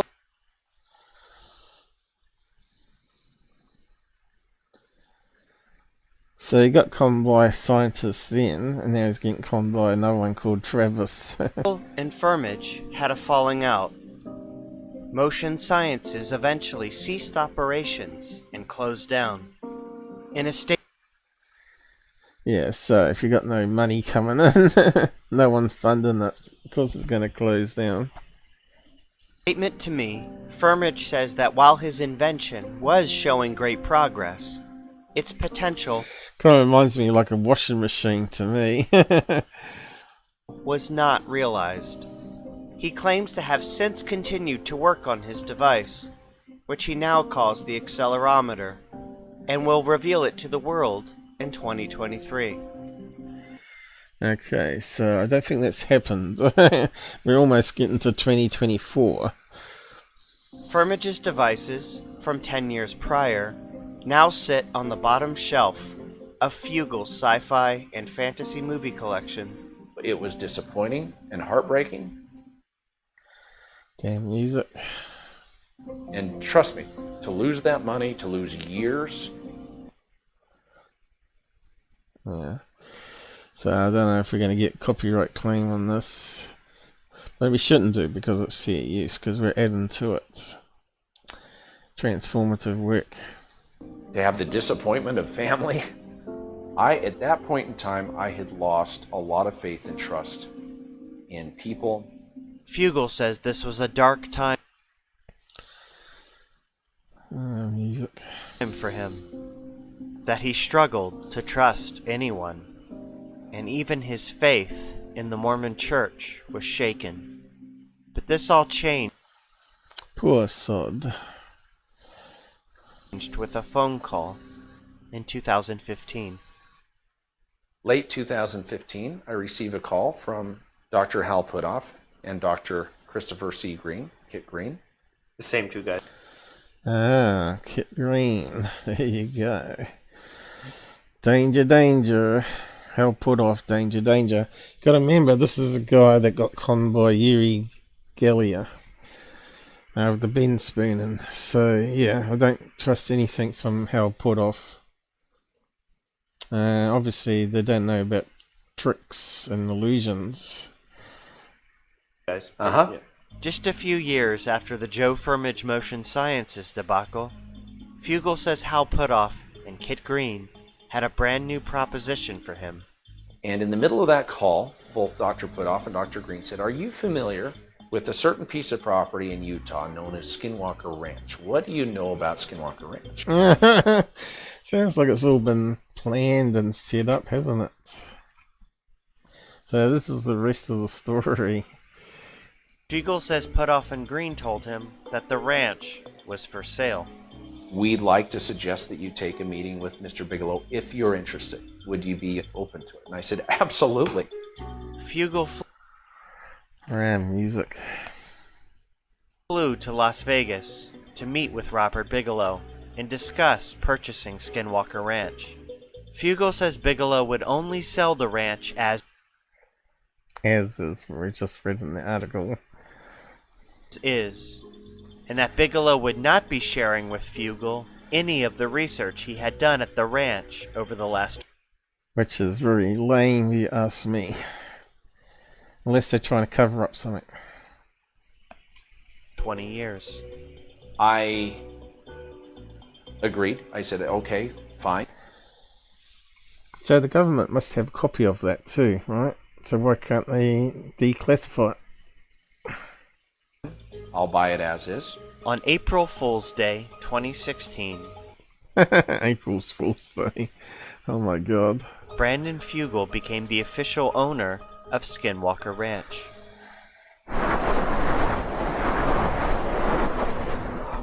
The next morning, I met Brandon at his private airport hangar in Provo, Utah. In the hangar were some of his luxury cars, his private jet, and his $6 million helicopter, which he uses... Looks like he's got plenty of room for adding some more toys there for billionaires. ...to fly to Skinwalker Ranch. His brother, Cameron, is the helicopter's pilot. So you're a believer? I'm a believer that there's something happening out there that we don't understand. Yeah, we're seeing it, mate. Gotta watch out for those LED balloons. We may never totally understand it. It was finally time to go. We took off towards Skinwalker Ranch. We flew... That damn music. Almost sends you to sleep. ...over Brigham Young University, a school both Brandon... See, that's not even background music. That should be right below his talking. ...and I once tried to get into. But it's at the same level, if you notice. But failed. We flew over the Missionary Training Center, where both Brandon and I had once prepared for our Mormon missions. Suckers. We flew into Rock Canyon, where I used to hike many years ago, but I'd never seen it from this angle before. You have to be a billionaire. Brandon told me before I could go to Skinwalker Ranch, there was a whole backstory that he needed to tell me before I could fully understand the ranch. Yeah, we sort of know it already. And now... So we'll just leave it there. We've played enough of it because it was about the anti-gravity research bit. So I'll post a link to the episode. It's 1 of 6, and you should watch the whole series if you get time. Skinwalker, Fugal, Antigravity.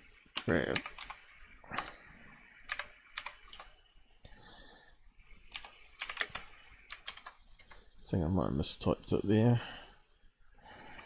Fugal, Antigravity, Skinwalker.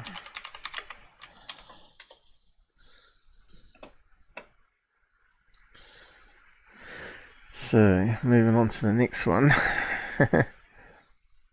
I'm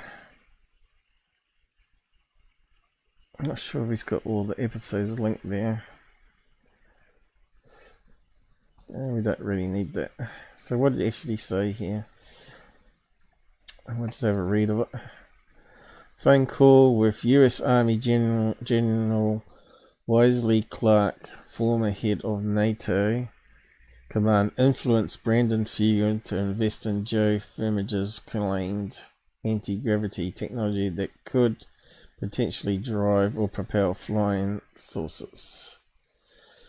So there you go. And probably Hal put off too.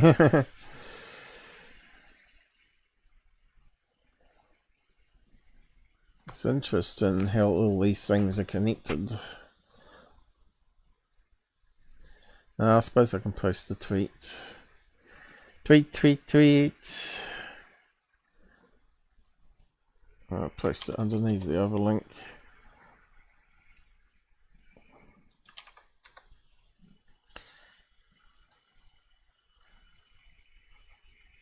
Here we go for time anyway.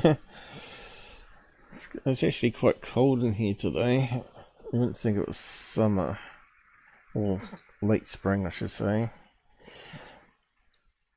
Why is it not coming up? Damn, slowness.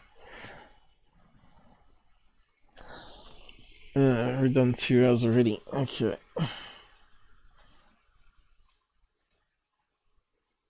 Two hours and only 2 people.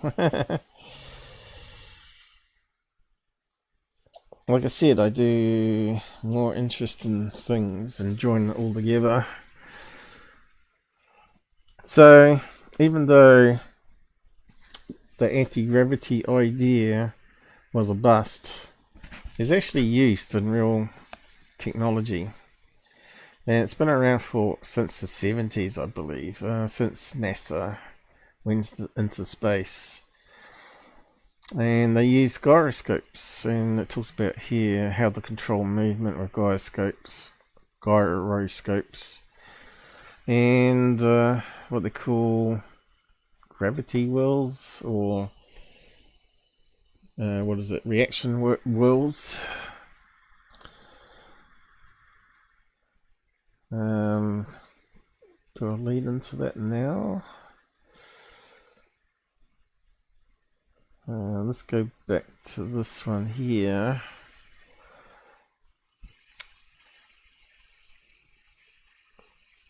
Where there's another part to his story which wasn't told.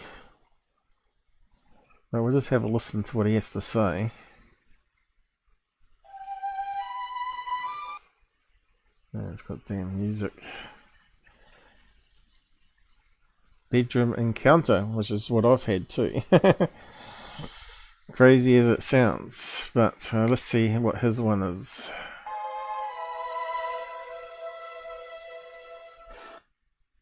Alright. Looks like it might be from a TV show, so we've got to be careful here. So I don't know. It kind of looks like an old TV show, doesn't it? Which brings us to the extra twist in Joe Firmage's story. What did that say down there? It happened while Firmage was half asleep, while his company was involved in some stressful negotiations about... Looks like it's off a VHS tape. So I'm not sure what the TV show is. Does it actually say here? No.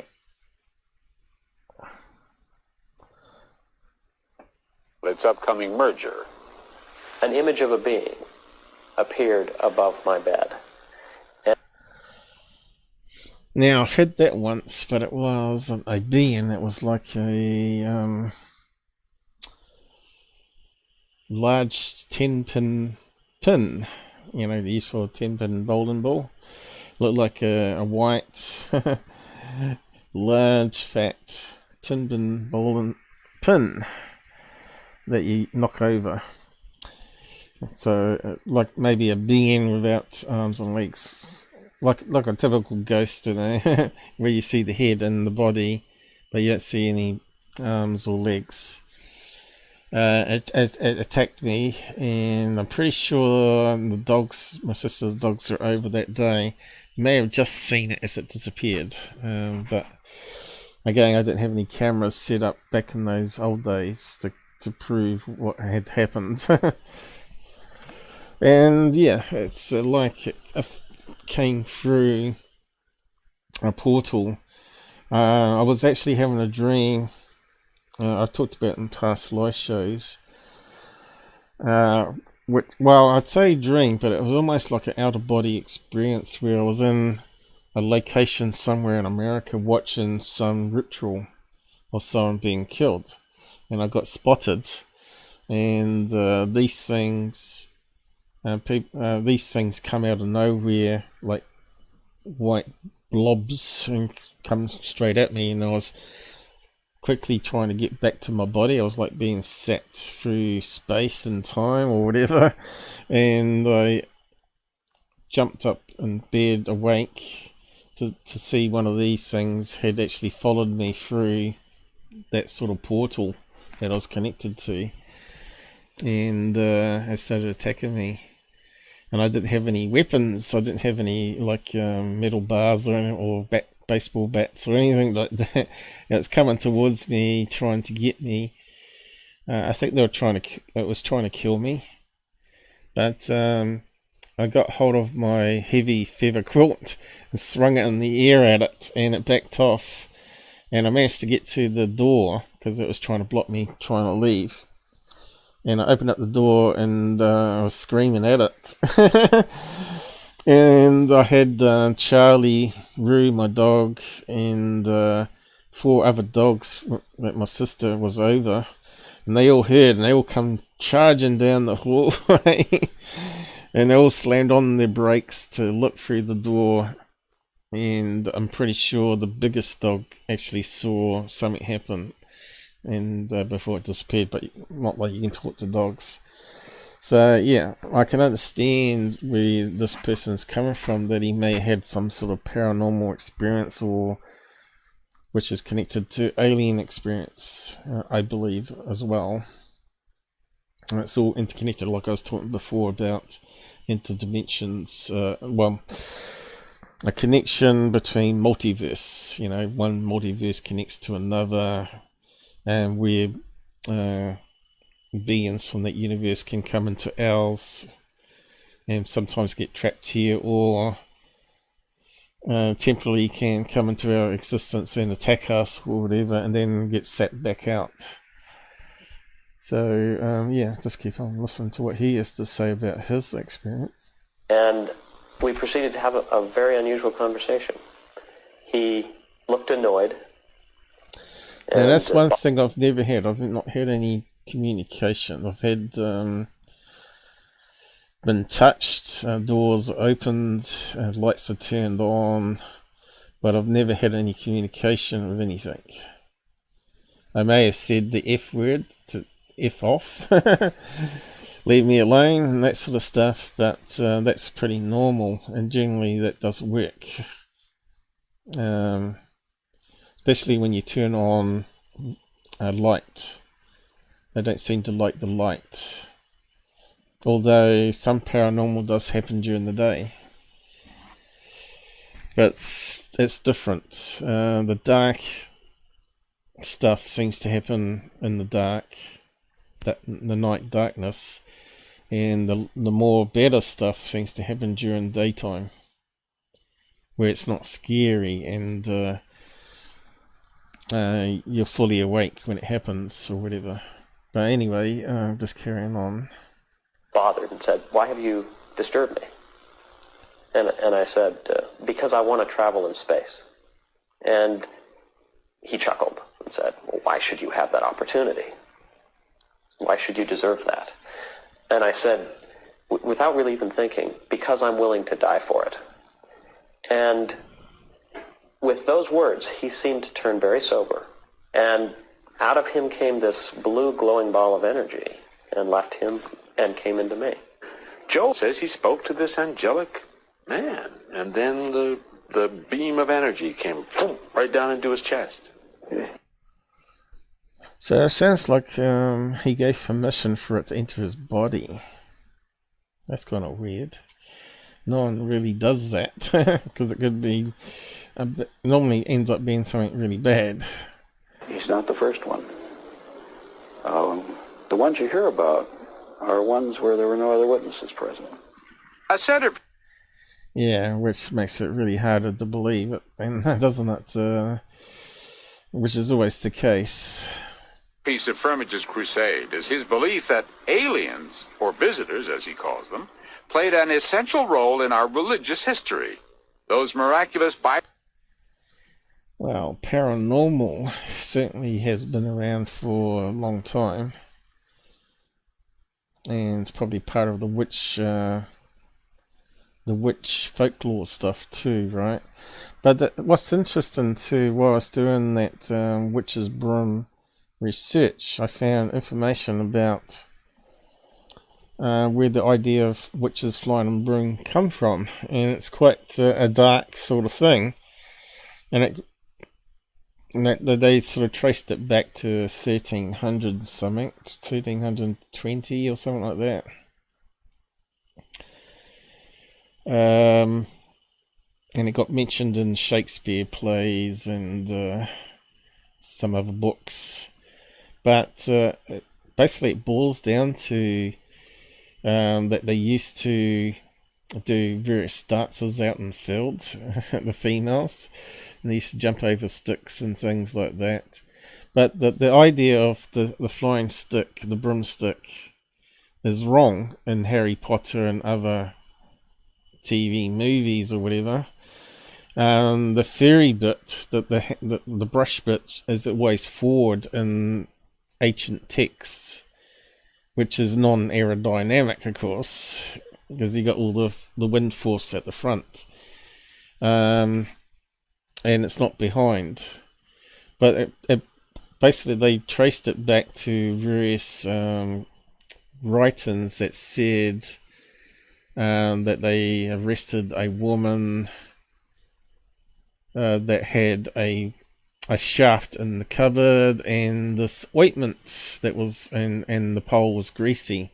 Now apparently it turns out there was like some plant-based LSDs back in the ancient times that they used to get out-of-body spiritual experiences, and they used to rub it on the post because they couldn't consume it because it would make you very sick. You've heard about the Amazon one, which apparently gives you the out-of-body LSD experience as well, but you get really sick and vomit after. Well, they found that if you rub it under your armpits and your private parts, for females especially, using like a dildo or rubbing it down that way, that it absorbed in and got the effect, but they didn't get the sickness. So that's what it turns out, where the broomstick comes from. So witches flying greasy poles. But you can find a website where it's got nude drawings, which I can't show here because YouTube won't allow it. But there are artist drawings of these witches flying the broomstick head first,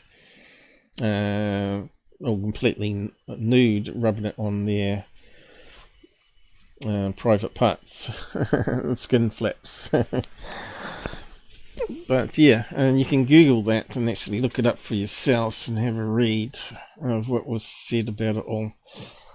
Yeah, I didn't know about that. That was kind of interesting.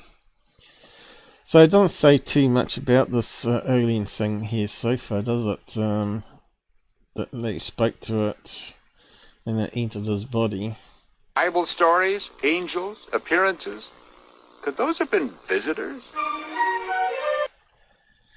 Okay, this looks like it's off some sort of TV show. But yeah, that's all it said. So that's the first time I listened to that. I'll just bookmark that.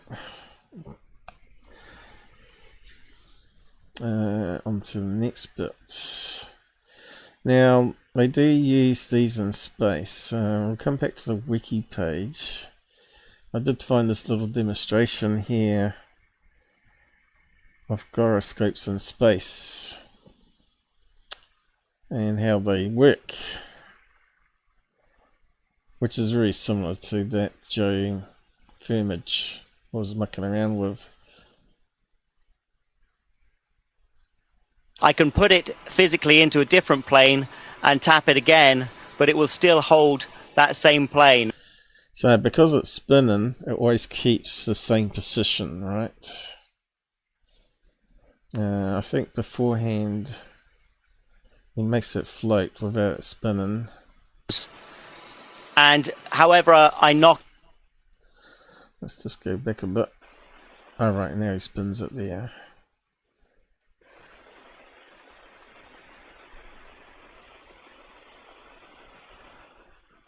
Alright, it's going to make it spin. Does he make it float first? I thought he did. Any object up here does. However, if I... Okay, so there he's got it in his hand there, and it's just floating around, spinning out of control. To move around like any object up here does. However, if I get this spinning, just give me a second. So if this is fake with wires in space, right? You've heard about these flat earthers and the non-believers that there's no space station. So how did they do this experiment, guys? And of course there's also water droplet experiments. It's just nonsense. And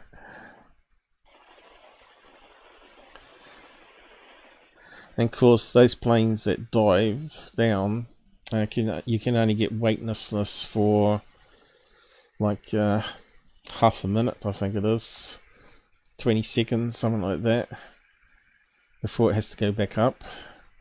So yeah, I don't think you could have all this gear inside and not see it bump around and all that sort of shit. But it's amazing what people believe out there on the web. So now he's going to spin it. And then it shows you it behaves more steady. Keeps its level, right?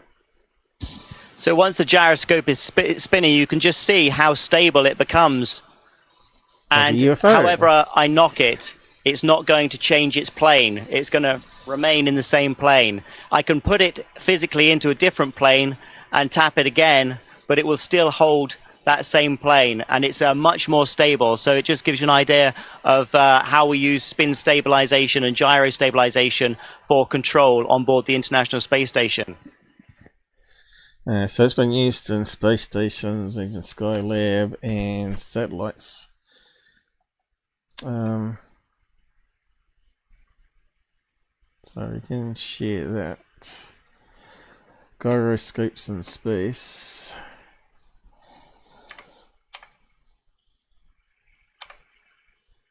I'm going to spell it.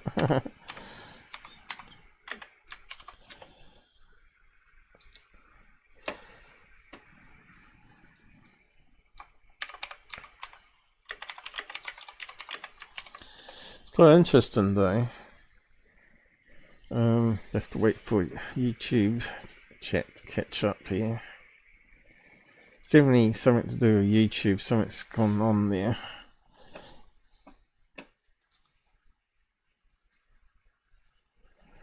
We'll close that one now.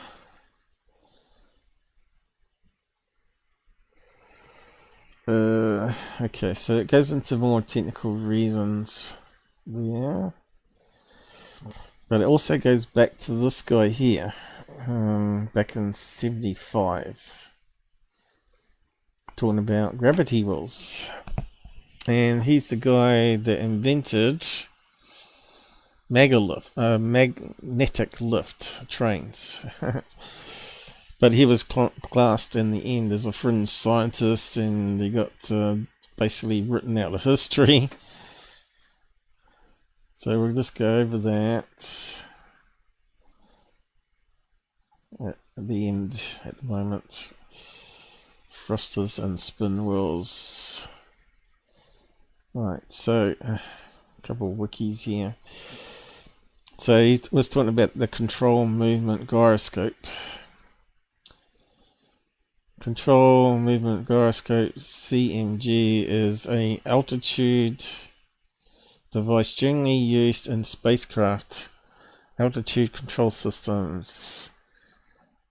Consists of a spinning rotor, one or more motorized gimbals that will tilt the rotator's angular momentum. So as you know, there's a law of angular momentum. Stuff that's spinning without any force acting on it will keep on spinning, which is said what electrons are doing around the outer of the atom. That's and of course we got that with satellites in orbit as well, spinning around Earth.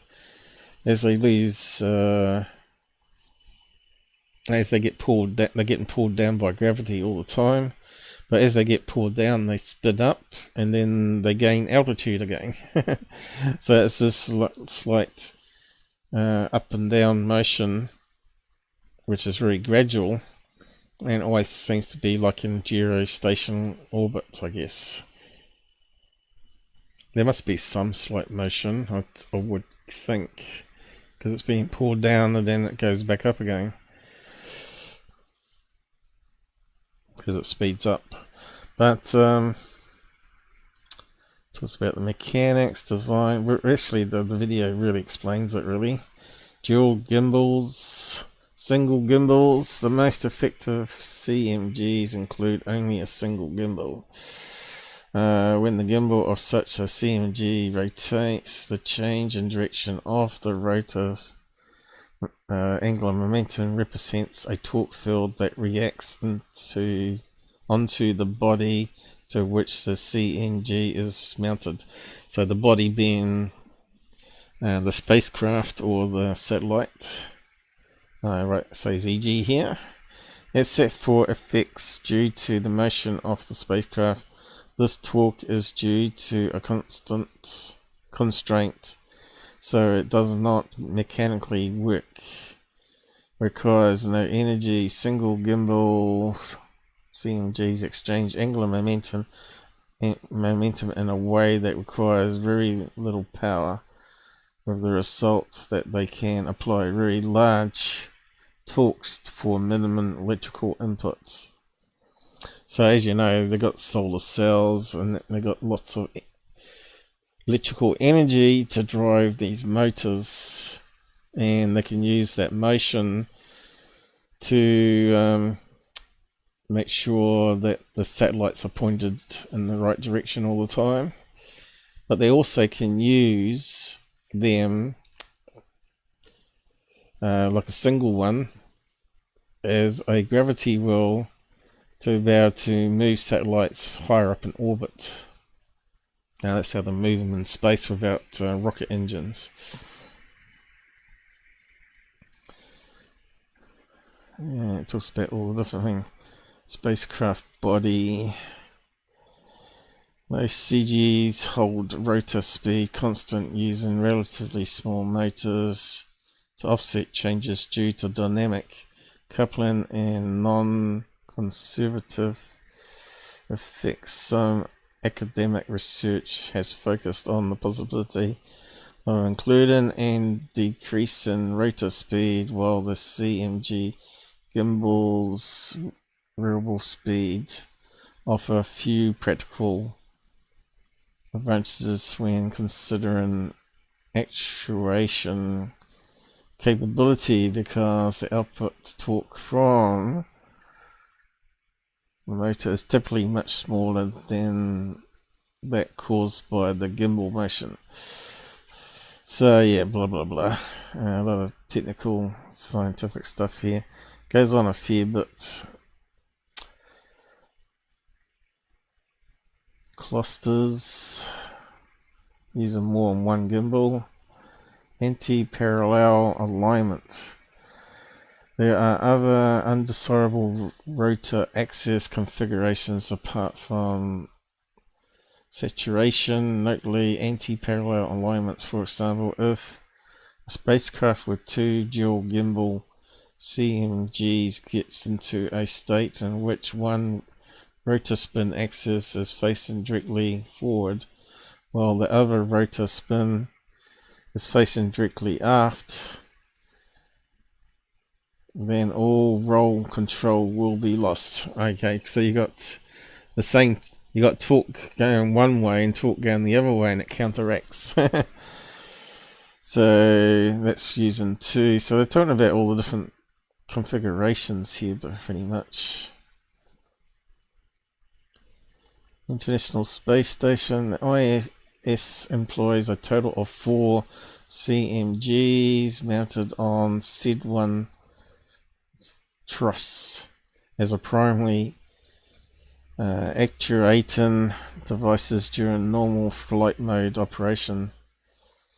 The objective of the CMG flight control system is to hold the space station at a fixed altitude relative to the surface of the Earth. So that sounds like they don't use thrusters, right? They use these gimbals, gyros spinning to keep the space station up there in the same orbit, as long as you got electrical power, right? 6 torque. That's what it sounds like. I'm not sure if that's true or not. Let me just check that.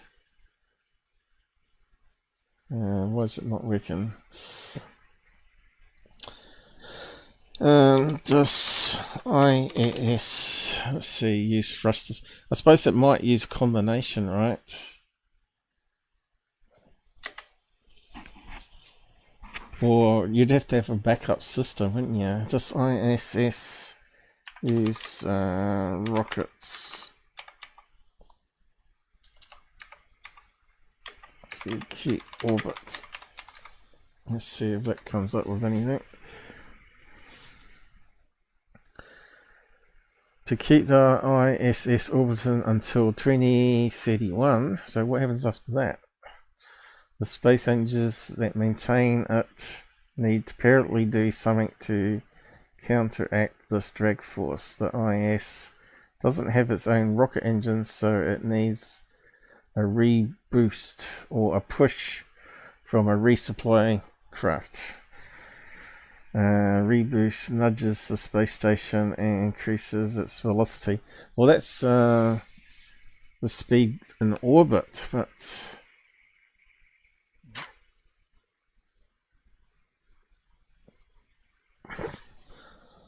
maybe the gimbals stop it rotating in space. Maybe they always keep it pointed so they're always looking down from their windows at Earth, right?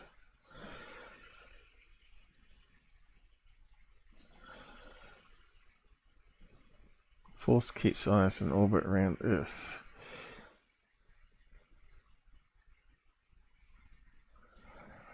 Hasn't really answered our question though. So they use rockets, spacecraft attaching to it, rocket engines to push it to keep the speed up at what is it, about 17,000 miles per hour.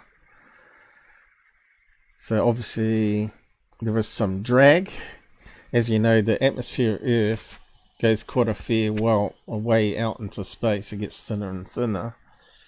And you got solar winds. So that must be the drag force like they're talking about.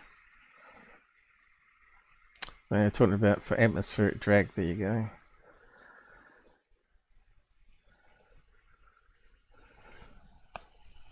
So the gimbals must perform the other axes, not the speed.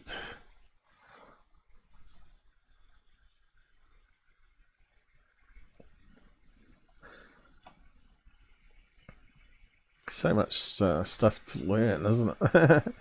So here's one of the gimbals, is it? NASA personnel handle a single control mount gyroscope for the International Space Station. So it's inside, spinning around. So it must keep them level, right? So the floor is always...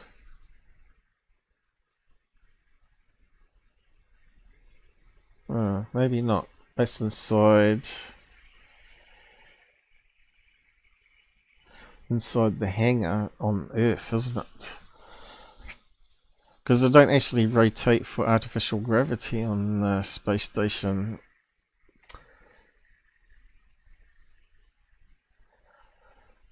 Let's see, what are there any other pictures? Yeah, it looks like it's on Earth there. So whereabouts did they put it then? Z1, what was it called? Oh, gone past it now.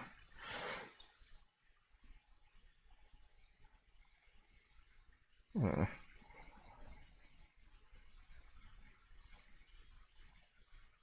So I had it on Skylab as well.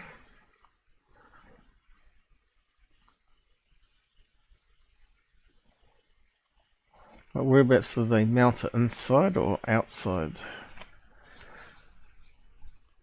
Z1 Trust, we need to find out about that. That sounds like something like a framework outside, doesn't it?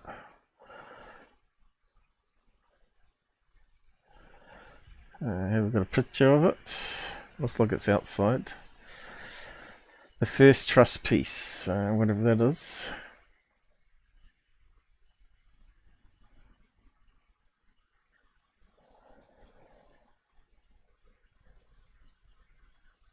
So the gyroscope must be mounted on that somewhere. Is it that there? I suppose that keeps the satellite dishes always pointing to the right direction, but like they use in satellites.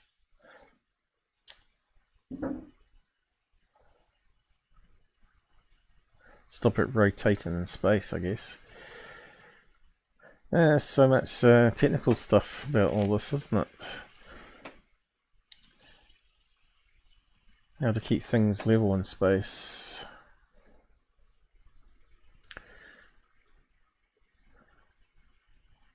We've got some pictures here. Not really.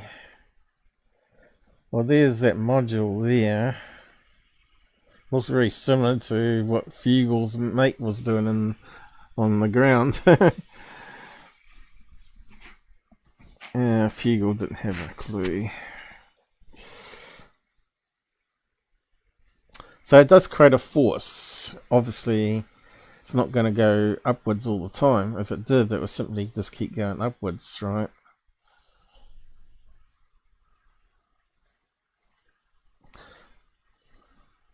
But that depends how you do it. Which way it's spinning.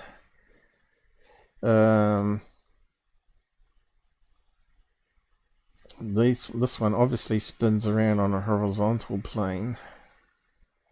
And it moves around and up and down on gimbals, which tells it which way that they want the space station facing. So they set it up to what angle they want, and it keeps that angle. Alright, back out. Normally when I zoom in it uses a wee bit more CPU and it may corrupt the audio. Okay, so what's the next one here? Why is it so much easier to lift a spinning gyro than if stationary? Okay, so that's part of this other stuff we're going to talk about. Oh, this guy here. What was his name? Eric someone. Professor. No, he's a professor. Eric LaithWaite. Large gyro wheel uncut footage. Now he got in trouble on this in 1980s, 70s, I think.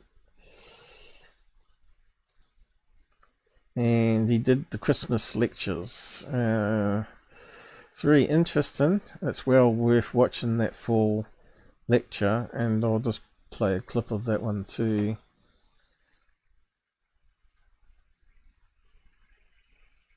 And it talks about him here after. I'll just move that one up. Thrusters and spinning wheels. So that's again talking about satellites. And artificial gravity, which was kind of interesting too, of the spinning wheel idea. So we'll get on to that to wrap it up on this topic.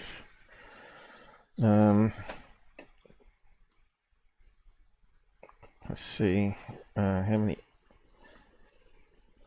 Damn, computer's too slow.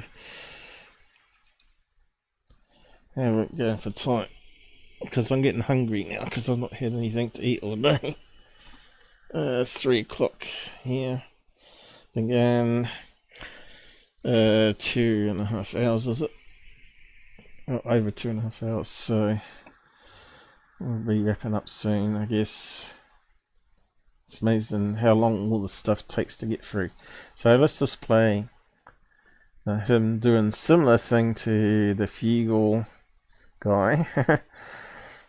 But this is way before 2015 Fugal's guy. This is back in 1970s, 80s. I'm not sure if it's copyrighted or not. Professor, large guy, he said footage in 83. So I'll just pause it every so often.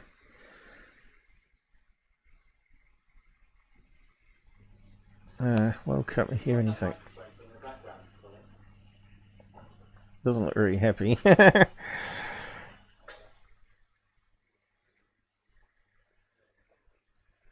What's going on? Talk man. Action. Some sound there. Is it loud enough? Go ahead, man. This is an experiment with a spin. Alright, so he's English.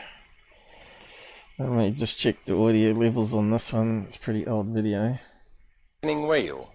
Quite a big wheel. It's of iron and weighs, we'll see in a minute, quite a lot of pounds. It's 13 inches diameter and it's mounted on a shaft 3 feet long. So let's just weigh it on this balance. And you see lifting it like this is quite an effort in itself. You'll see that. Okay, so it's like a weight from a gym here, or 2 weights from a gym on a shorter shaft. It weighs about 40 pounds. And when I talk, I'm under stress like that because it is. So that's about 40 pounds, what's that, 20 kilos? A heavy thing to have to pick up. Now what I'm going to do next is to spin it up to 2,500 revs a minute with some assistance.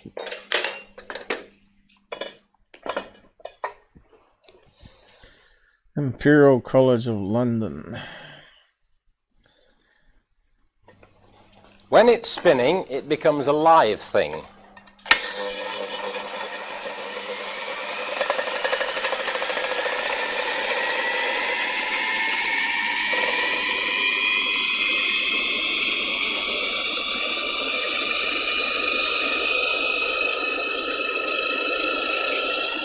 Obviously got ball bearings there. Looks like it goes into a part on that rod there. It's got bearings in it, because I don't think it would be spinning around in his hand.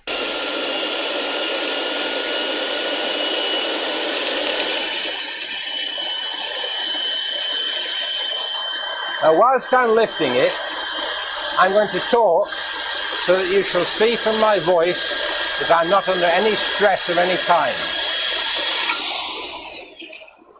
For a minute, I'm going to let go with my left hand, and holding with my right only on the far end of the shaft, I shall lift it 5 feet in 3 seconds, and I shall talk to you quietly as I do it, because it goes up all on its own, you see, without any real conscious effort from me, other than simply steering it round a path that I happen to know it likes to go.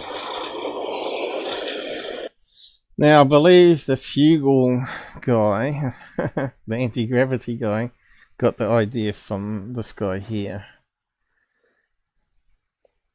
But you can see that he tried to do it with multiple ones spinning in the same direction that would lift it upwards. But here, it almost looks like that it's a mass reduction thing.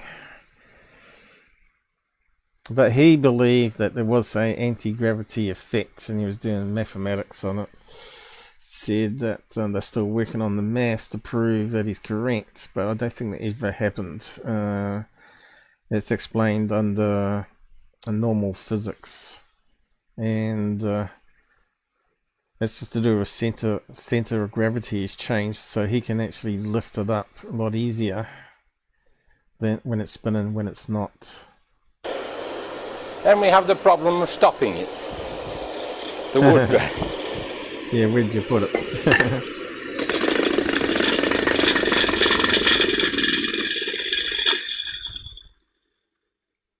When spinning, that wheel has enough energy to throw itself 200 feet in the air. I can lift it with one hand using virtually no force at all. You'll also notice that as it went round in a circle, there was no centrifugal force trying to pull me across the laboratory.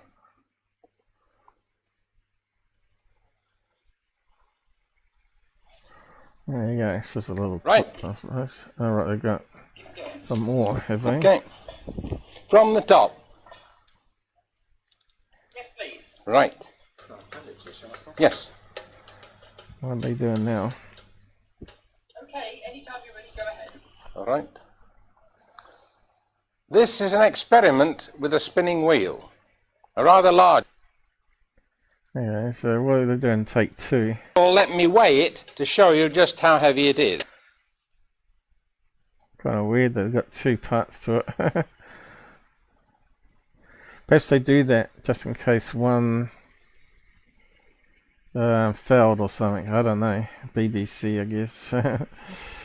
Or the college was filming it, was it? Uncut footage. Must have done 2 takes for some reason. Hey, so quite interesting though that he'd spin that 20 kgs and then just without much effort just lift it around his head like that. It's quite interesting. But he also did Christmas lectures, 75, 76 was it?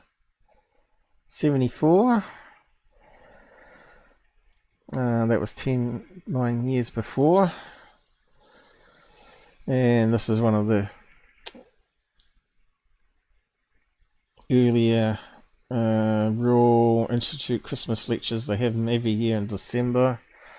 Well worth tracking down them. Some of the past ones have been really, really good. But yeah, some of these old ones are really good too. And this one was really interesting. He shows you lots of different mathematics and geometry effects, including at the end his spinning wheel. So we'll just go to that first, since we're talking about the spinning wheel, the gravity wheel.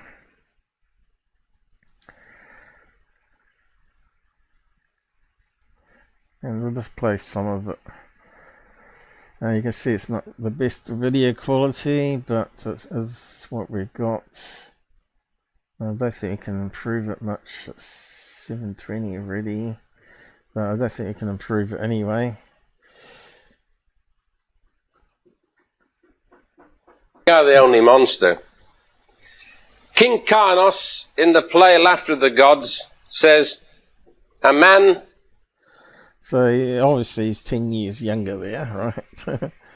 is a small thing, and the night is very large and full of wonder. So he's talking about mathematic tricks and to do with space and physical space, that is, dimensions, and some tricks, of course, that you can do with it. Whereabouts does he do the thing at the end? Still, examine it by... I'll play a couple of them. Here we go, at the end here. So they're going to do that spinning wheel again, but this time it's on a chain. Let's see what happens. Hey Owen, Cliff Johnson and some of my boys who are doing research. Would you like to thank them in your own way?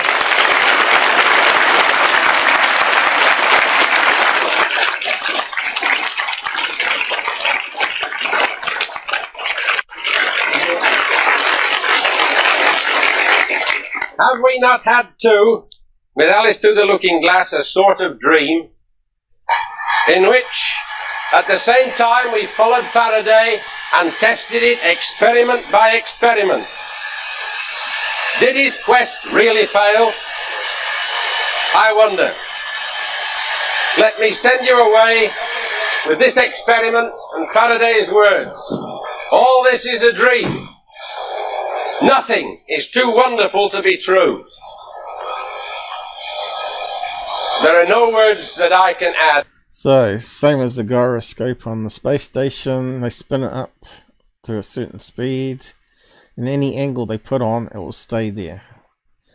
And it's on a chain there, which is obviously not really do anything apart from keeping it centralized there. So you can see it actually does spin around in the direction that they're spinning it. Add to better those.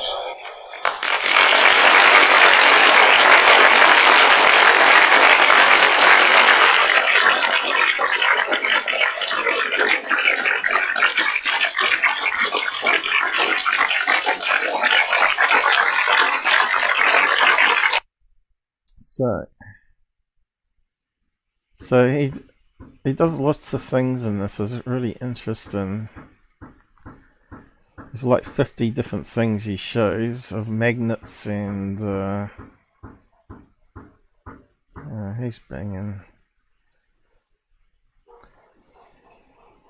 Okay, so maybe just play from there. And said, look, you're losing stability by doing that, and you've got to go. So you got to remember he's the inventor of the maglift trains. He was the one that pioneered it. Higher yet, and a thing which is stable, just that sort of thing, when you try and raise it to 2 inches, of course it'll go totally unstable. I said, look, I'll show you. We start with the one which is unstable. That is not going to stay there, it falls off. Would you just like to hang on to it, Bill? What I hadn't realised was you should take your courage in both hands, never mind winding the current down, you should wind it up. Suddenly got loud. Let me just turn it down a bit.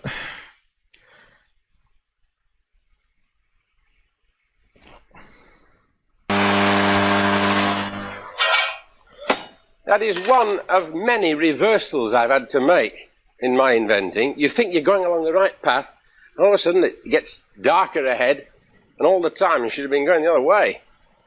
Who would have known that you had to raise the plate, increase the current to make it more stable? That's quite interesting. So it wouldn't stay hovering above the electromagnets unless you put more current through it. Well, now we then saw the magnetic springs. And So was that sort of like a resonance, magnetic resonance there, the buzzing sound? I thought I'd like to show you the forerunner of the magnetic spring experiment, because it does display something new. This is a pendulum in which the sheet of aluminium has been replaced by a piece of steel with some copper wire wrapped round it and joined. Now I can switch this on and start. I pulled the wire. I thought I felt something give. Yeah, thank you, Mary. Turn that down. I can think of a good 3 reasons why that pendulum should not begin absolutely from rest. But I'm going to switch it on. When I did university, they did little demonstrations like this and various things, which made it more interesting. He would have been a great professor. He would have really amazed people. And then hold it in the most steady position I can find, and you'll see if you have the patience, start from absolute rest, that doesn't look as if it's going to oscillate, does it? And even if it begins a little oscillation, you suspect that's only some defect in the structure. You can't see how that could go on building up higher and higher and higher. You've got your 2 linear motors that were on an arc, back to back. When it reaches the end of the travel, it hits some real springs, not magnetic ones, and then it runs rather smoother.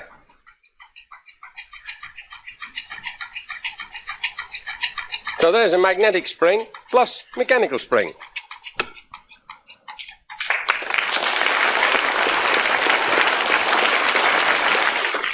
Floating coil, and shading it at a point on this corner, and you make the compasses the length of the side, and you strike an arc down there like that. Now I push the white cube completely through. All right. He shows you how you can pass a cube through a cube. This is quite good. Be on the lookout for impossible things, the sort the Red Queen dreamed up before breakfast. For example, in 3 dimensions, you know, we're not very good at thinking in 3 dimensions, we've said that before, but I've cut a hole in a piece of paper the size of a 5-penny piece. And I am now going to try and pass through that hole a 10-penny piece, which is obviously bigger than the hole. And I must not tear the paper in the process. How difficult is this? Really, it's not difficult at all, is it? No. He flicks. Can you imagine? See, he flicks the paper so the hole got bigger, but it didn't tear. Quite a clever little trick. What is the smallest diameter of hole in relation to the diameter of a 10-penny piece that I can pass through without tearing? There is a problem for you to worry about on the way home, and I think a profitable problem from the point of view of stretching your brains a little. So now let's go to 3 dimensions and see if we can repeat the trick. There are 2 cubes of the same size. I am going to pass one cube completely through the other. That ought to be good, doesn't it? But I first of all have to show you how much of this cube I have to cut away in order to do it, and what's more, in what direction I have to cut it in order to do it. So he has to modify the cube, but take out still the keep wrapper its shape. and see the skeleton of the cube that's left inside is like that. It came out of there, you know it did, don't you? So you'll have no objection if now I push the white cube completely through the black one.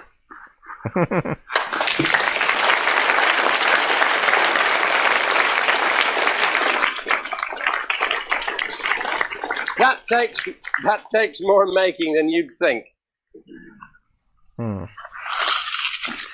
Now, Jacob's ladders. Fascinating things, a standard sort of Christmas party trick. All the faces of that are red except the top one. We're going to send the top one on a journey down the back. Come on. Come at the bottom. Now, is that what really went on? Did that really? Let's see if we can send it back again then. Yeah, there's a few interesting parts That was quite interesting about the dominoes on a checkers board. Then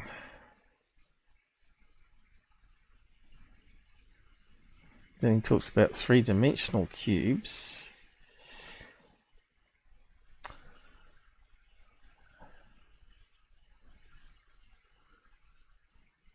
What was that one? And that's playing in 4 dimensions. Oh. Alright, he's talking about noughts and connect, connect 4, a 3-dimensional one.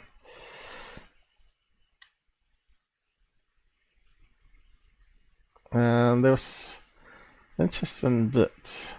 Oh, this one was quite clever. Now, what I was doing then was going through the motions in such a way as to bring up all the 6 colours and all the 6 patterns in the smallest number of moves. And that was invented by Tuckerman, and he named it a Tuckerman Traverse. You now see there are 6 colours and 3 patterns. That is 18 possible combinations. But you can only get 15 of them. There are 3 combinations you can never get into the middle. They always stay as fragments on the outside. Now, these are very bright fellas, and this was long before the Permissive Society. They made one with pictures on, so that when you got into the middle, you got the satisfaction of seeing the picture that you'd made up. And when you flex it, you get a different picture. Won't flex about that corner. What about that? Sorry. There's one. Nice picture of flowers. And when you get one of the rarer ones, they get to be more interesting, because on some of the... That one open. 1, 2, here comes an interesting one. 3. Why is it interesting? Because it's got what the originator called pictures of comely, undraped young ladies in the corners. Ooh, I'd like to get that in the middle. Have another go. Of course, those are the 3 you can never get in the middle. Yeah, he does a lot of tricks, talking about dimensions here. But we can't play it all, but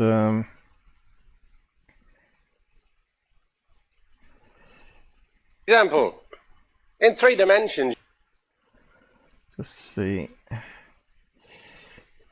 It's only others who say it. No, I should have said any ordinary crank would have said, how would you like to see Newton's laws disobeyed, you see? But Alex said, outside its own dimension. So he knew already the old chestnut, if you put a ball of... Sent from writing to me about an idea that they've been tossing around for years and never had opportunity to get a second opinion. Take a case in point. It is now nearly 2 years ago that I was telephoned by a man called Alexander Charles Jones, who asked me if he might bring me a box of apparatus which he said, when put on frictionless casters and set in motion inside, would displace itself outside its own dimension. Immediately I knew this man was different. Any ordinary crank would have said, Alex, not a crank. It's only others who say it. No, I should have said any ordinary crank would have said, how would you like to see Newton's laws disobeyed, you see? But Alex said, outside its own dimension. So he knew already the old chestnut, if you put a ball of lead in a box and a spring behind it and you compress it against this side of the box, and then when you release it, more or less the lead stays where it is and the box does that. And you say, oh look, action without reaction. But of course the centre of mass has stayed the same. But he said it will displace itself outside its own dimension. So I said, does your box contain anything that might loosely be described as a gyroscope? And he said, in the box there is a gyroscope. I said, then I think you'd better come and show it to me. Why did you say that? Why the question? I said, well, because I know enough about gyros to know that they're like electromagnetism. And I've studied electromagnetism for 30 years, and I know darn well I don't understand it. And I don't understand gyros either, but I can invent new things in electromagnetism once a year. And if you've got something new about gyroscopes, I want to see it. And he brought it, and it did. And that was the start of a new line of research for me. And then, about a year later, I met a second enthusiast called Edwin Rickman, who added his own brand of instinct that improved the ideas we'd already got. Let me say of Alex Jones that since I first met him, I've been convinced of both of the validity of his argument and been impressed with his feel for what I'd call the elements of nature, a thing that the more learned acknowledged men of science and mathematics have seldom had, a natural feel for what goes on. And so, talking about fringe science there, where something breaks the Newton's laws, right? So he got in trouble with that, as you might expect. But I'll post a link to this.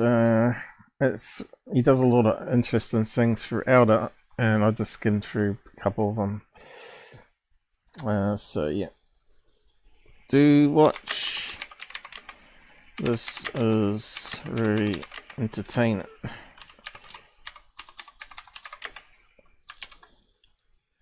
So it all works nice fast there, but it doesn't work when I post it on the other screen on YouTube.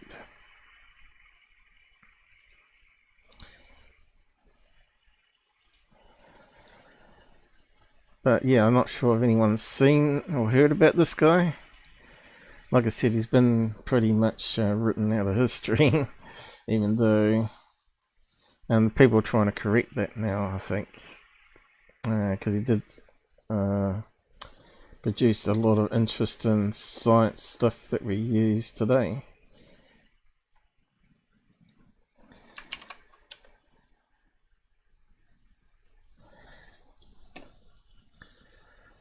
Now, probably just to wrap up on this, because I need to get a toilet. It's got a breakdown talking about him during the thing. So Eric, 1921 to 1997. That's when he died, I guess. I don't know. Must be. Was professor of electrical engineer at Imperial College between 1964 and 1986, and professor of applied electricity at the Royal Institute from 1967 to 1975. He researched and became a strong advocate for the linear induction motor, especially for rail transportation, and was bitterly disappointed by the decision made by the government aerospace minister Michael Heseltine in 1973 not to proceed with a full-scale project.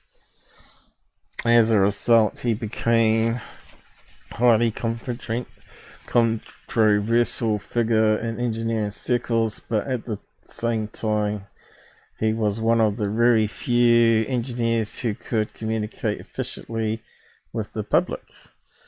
Yeah, not all scientists make good teachers. He thus became only one of 3 people since 1945, after the war, who have delivered more than one series of the Royal Institute Xmas Lectures. Indeed, his first series, The Engineer in Wonderland, of 1966 and 67. I may have been born around that time. Was the first to be televised on the new BBC 2 channel. It's hard to believe that in such a short time of 100 years there's been so much advances in technology, mainly because of scientists like him. But yeah, you think I think it's easily like 10,000 scientists' minds went into the development of your laptop or computer LCD screen. And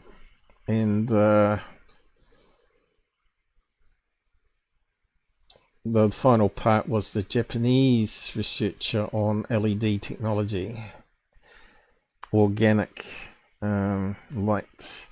Just before his second series, The Engineer Through the Looking Glass, which sounds like Alice in Wonderland, right? He delivered on 8th of November 1974 a Friday evening discourse at the Royal Institute entitled All Things Are Possible, in which he argued that the behavior of our gyroscopes violated the law of conservation of energy, which had been established in 1840s.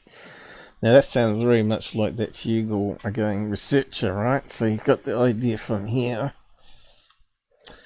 His lecture was immensely controversial, and the written text failed the peer review procedure of the Proceedings of the Royal Institute, which published the texts of many, but by no means all. Nevertheless, he insisted on expressing his views in Christmas lectures, and the Royal Institute could not apparently do anything about it. LaithWaite appears to have used various engineering approximation in his calculations on the behavior of gyroscopes, I think it should say there. And when told by professional mathematicians that once the calculations were done rigorously, there was no discrepancy, refused to believe them. Okay. The whole affair harmed his career. He left his position at Royal Institute. He was never elected to the Fellowship of Royal Society, nor was he granted an entry in the new Oxford Dictionary of National Biography, which, considering his significance, irrespective of his unorthodox views, seems somewhat unfair, and efforts are being made to rectify this omission. I don't know if it's been fixed or not, but there you go. So that's why he's a fringe scientist. So he couldn't accept other calculations done by other maths people, that he was wrong. But it's still interesting what he demonstrated there with the spinning wheel. And of course we are using it in space, as I talked about. So we got gyroscopes to keep orientation, and we got the spinning wheels to use to move satellites into high orbits. Obviously, when you think about it, it probably wouldn't be, the space station would be too big, I think, for a spinning wheel to move it up, unless it was really big. But anyway, close. Thrusters and spinning. Okay, there was a reason I got this one. Because the control surfaces, how do you control altitude in space? Or was it attitude? Attitude. I thought it was altitude. Attitude. So what's attitude? Let me just check to see if that's correct. It probably means altitude in space, probably. What does it mean? What they got here? No, attitude is a word. What you don't see the week after you leave. Oh, attitude of students. Yeah, but what's it talking about in science, though?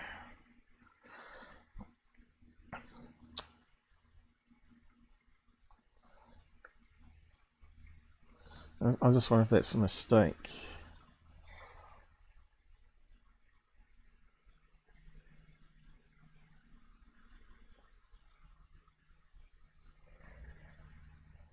It has to be a mistake, doesn't it? Have to be altitude, I would have thought.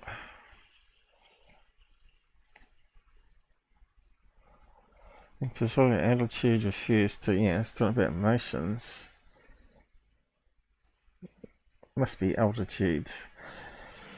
Has to be. Okay.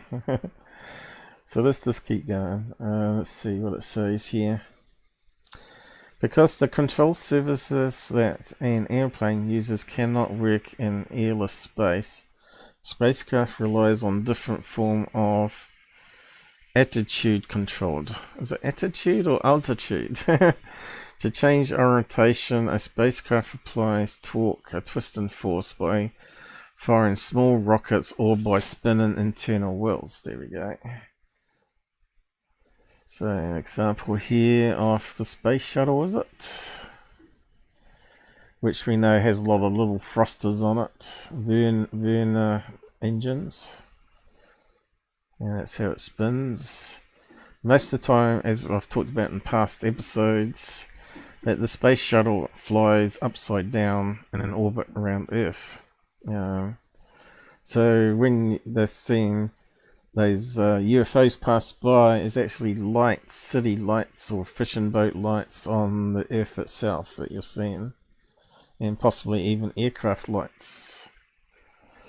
To rotate a space on a pair of thruster rockets on opposite sides, but we're more interested in the spinning wheel. Some satellites use a system of reaction wheels, basically gyroscopes, to change their attitude in space.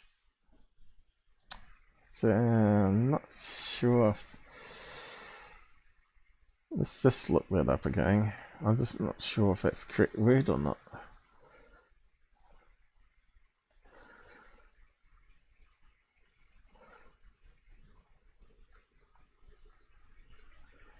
Let's see.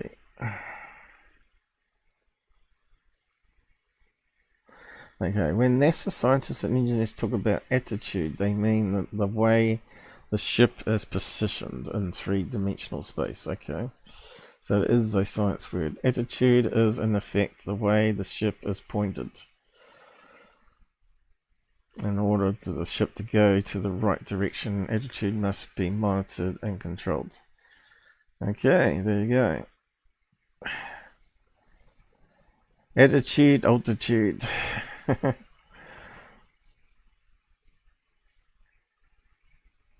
So that's what it means. Okay, that makes sense then. The rapidly spinning wheels carry a lot of rotational momentum that the spacecraft can tap to change its own orientation. To do this in all three dimensions of space, the spacecraft must use 3 rotation wheels rotated at right angles to one another. That kind of sounds like that experiment the Fugal guy was doing, right? How can thrust help change attitude?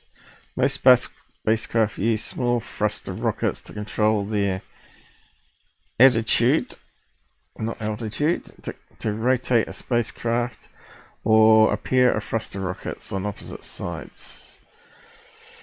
To stop the rotation, a second pair is fired to produce an opposite force. Gyroscope is an object designed to turn very quickly around one axis. Fundamental property of gyroscope is gyroscopic inertia. Gyroscopic inertia is the tendency of all objects rotating around an axis to maintain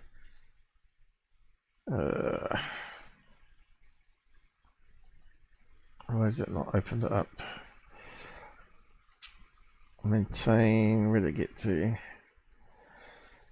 Tendency of object rotating, maintain a fixed rotation or direction of spin. Again, we saw that in the earlier video that NASA was demonstrating.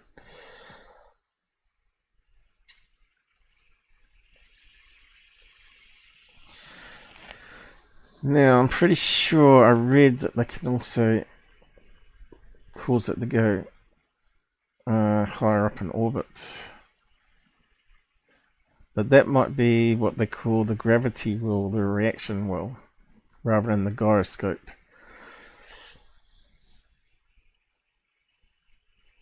Let's actually just put that in, because I don't think satellites would have rocket engines, but they certainly got electrical energy from the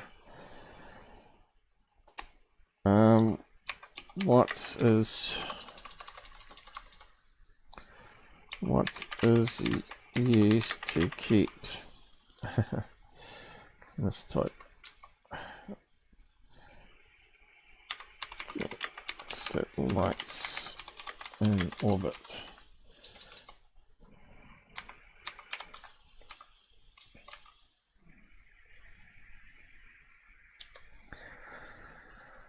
I wonder if it's going to talk about it. Gravitational pull of the Earth. Satellite orbiting closer to Earth requires more velocity to resist the stronger pull. Balancing two factors, that's velocity and the gravitational pull. But that's for geostationary ones.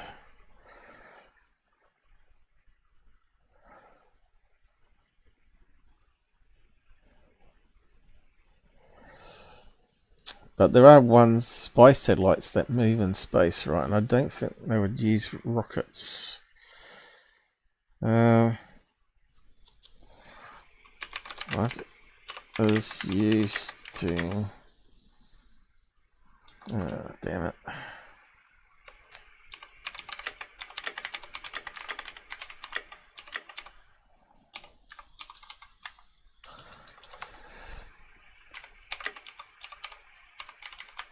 It's got to be using these reaction rules, I would have thought.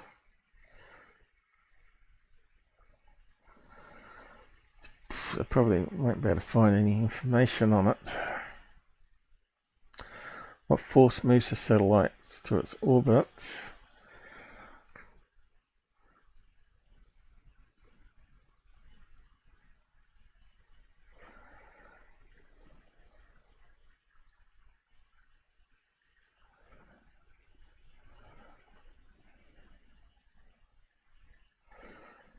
See, I think that's wrong. Fuel they're talking about there.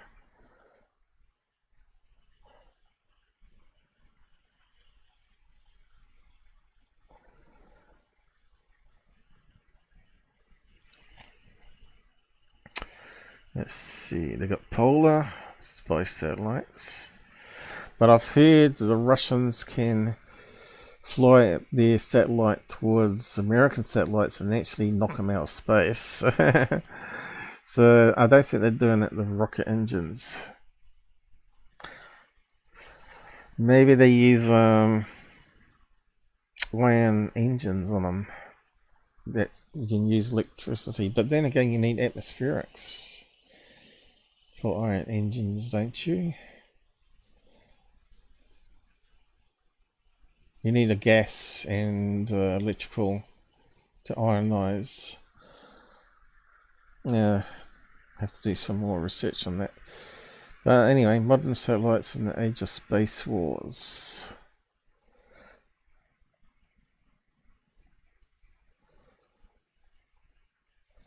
Let's see.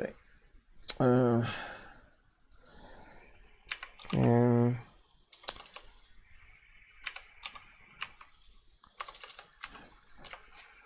don't know what to type in.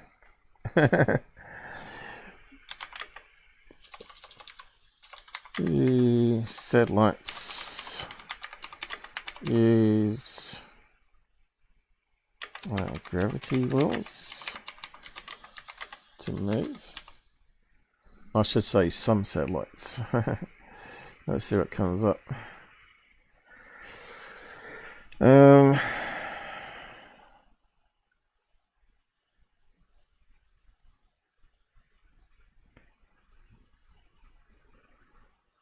They're probably not going to tell us. Classified.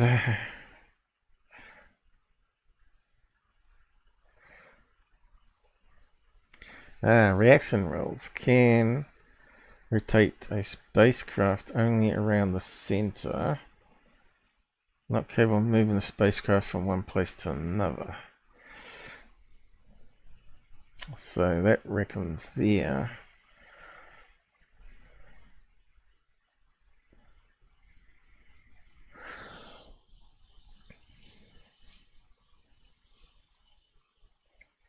What if you spin the wheel though? Oh, right. If you spin the wheel and then touch it on the inside of the spacecraft, the energy has to go somewhere. So you had a wheel that was facing like the front of the nose cone and it was spinning and they touched it. That force has got to go... Yeah, let's draw a picture of this. I'm just trying to wrap this in my own head here. Yeah,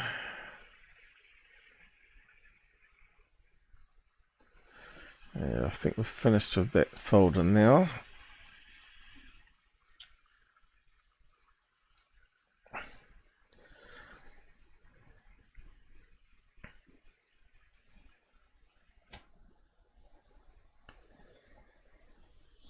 So let's take a spinning wheel idea.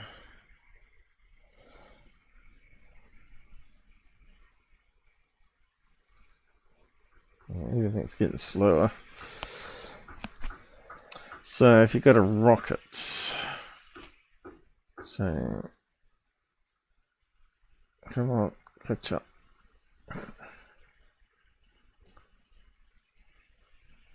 Nose cone. Just so rockets in space. And you only had electrical energy. Now if you had a wheel that was spinning this direction and it can move up and touch that force has got to go forward, isn't it? So it's spinning around that way. You can spin it up inside. If you touched it on the body of the craft, that energy's got to go somewhere. And it's got to push it that direction. Wouldn't you think? And if you had the wheel side-on view like this, going this way, and that's spinning around that way, then you can rotate the spacecraft.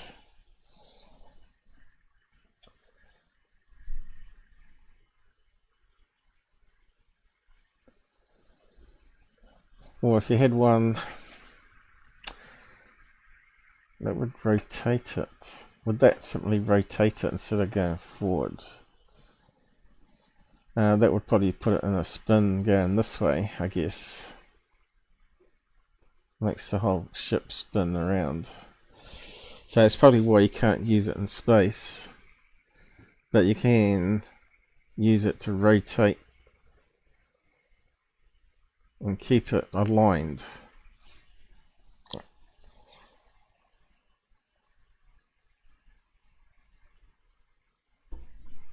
That would make sense. Still on, yeah, I'm just going to wrap up soon. I think she wants to make a noise. So I'm probably going to have to wrap up now.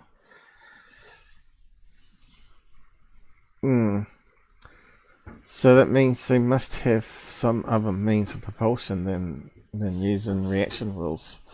So the idea of that guy was that you could use these to move in space, but when you look at it logically, it's not going to happen.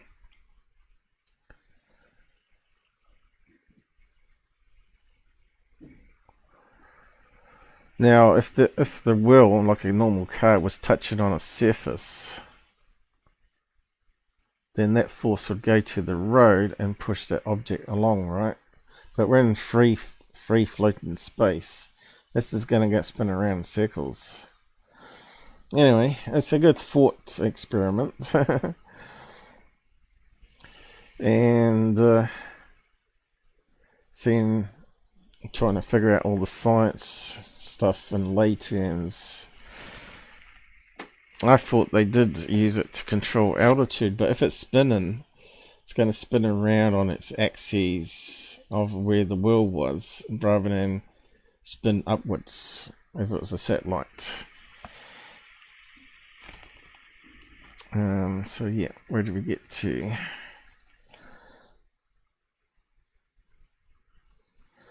So anti-gravity, no. As a propulsion system, no. But for a positioning system, yes. Now, talking about anti-gravity. So we're talking about these spinning wheels in space, which is another idea. And what happens is, I should have left it open. It creates a force going outside. I should have left it open. Just explain. Creating gravity in space, or artificial gravity. So let's see, we've got the wheel. What's the time now? Yeah, I've got to wrap up in a minute.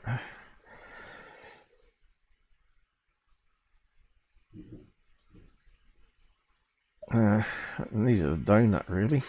A donut shape, I mean. Although I could do a donut to eat. So, when you rotate this, create a different colour.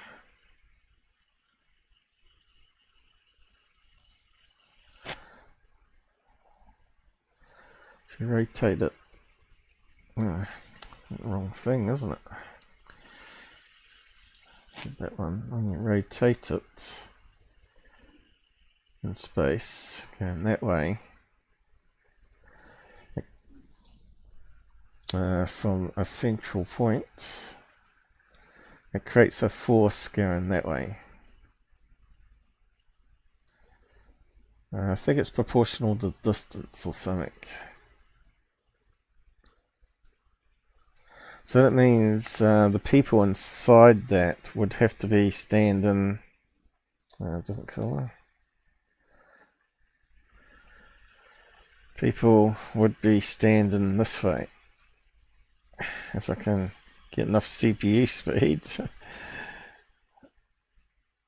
Alright, so they'd walk around that way. Seems kind of backwards, I know, but you see a lot of these science and sci-fi TV shows on TV. They get it wrong. They have them standing up on the inside ring. You know, when they got an inside ring, they have the people standing this way, which is wrong. What was that? Short, was it Netflix series where they're going through space? And there was a murder on board. I can't remember what it was called now. It was quite good, actually. So they have them this way. So obviously who did the special effects or the models totally got it wrong. Of course, you can see the people standing in the windows there. So it was totally wrong. But anyway, it talks about more about what they've been, why they haven't done it. On this page here, which I didn't know about, but apparently it makes people sick on board the spaceship. Come on, why is it not opening? Okay, so what's it saying here? Artificial gravity is the creation of an damn CPU. Try again. Creation of an inertial force that mimics the effects of gravitational force, usually by rotation. Artificial gravity or rotational gravity is thus the appearance of a central fugal force in a rotating frame of reference. The transmission of central fugal acceleration via normal force is in the non-rotating frame of reference, as opposed to the force experienced in linear acceleration, which by the equivalence principle is indistinguishable from gravity in a more general sense. So as you know, you get G-forces in your car when you accelerate and it pushes you into the chair, or if you suddenly brake and you go forward and the seatbelt catches you, it hits you on the chest, right?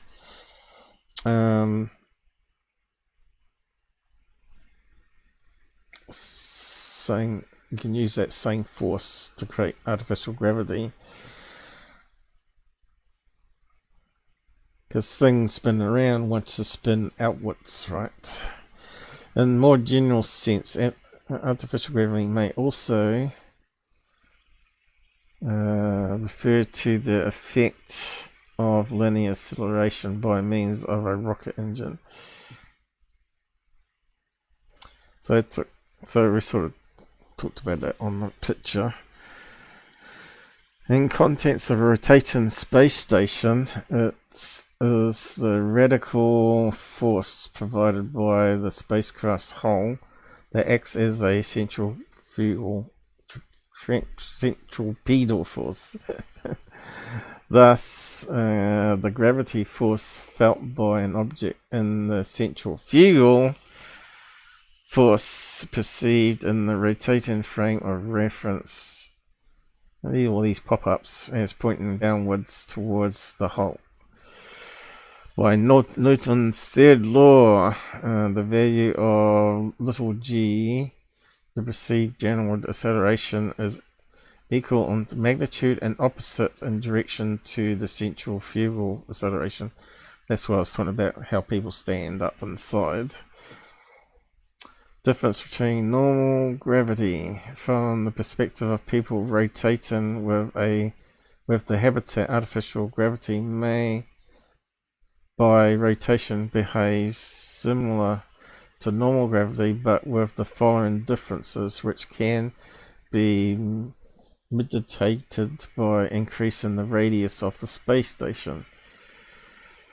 Centrifugal force varies with different distance. Blah. I need a drink, hang on.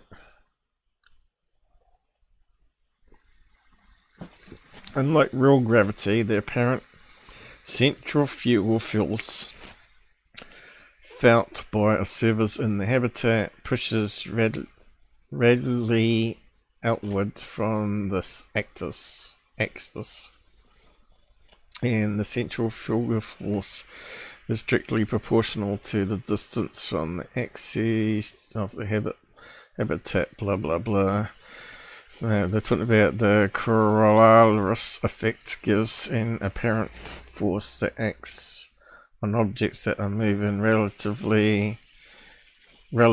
to the rotating reference frame. This apparent force acts at right angles to the motion, and the rotation axis tends to curve the motion in the opposite sense to the habitat spin.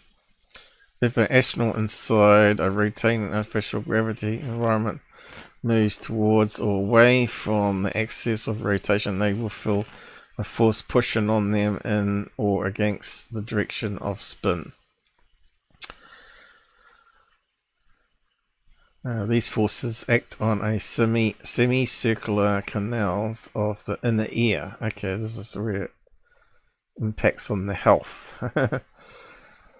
And can cause dizziness. Lengthen the period of rotation.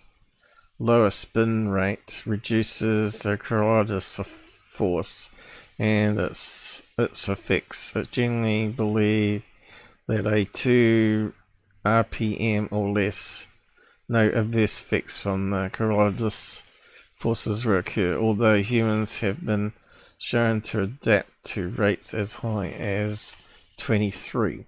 So you can see they've been doing experiments with this. long-term space travel, I guess.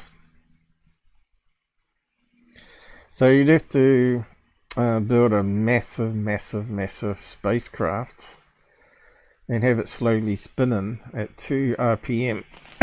So animals and people aboard it wouldn't get sick, I guess.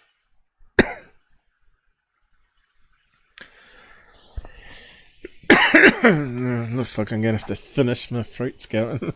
Changes in the rotational axis or rate of spin would cause a disturbance in the artificial gravity field and stimulate the semicircular canals referred to above. Any movement.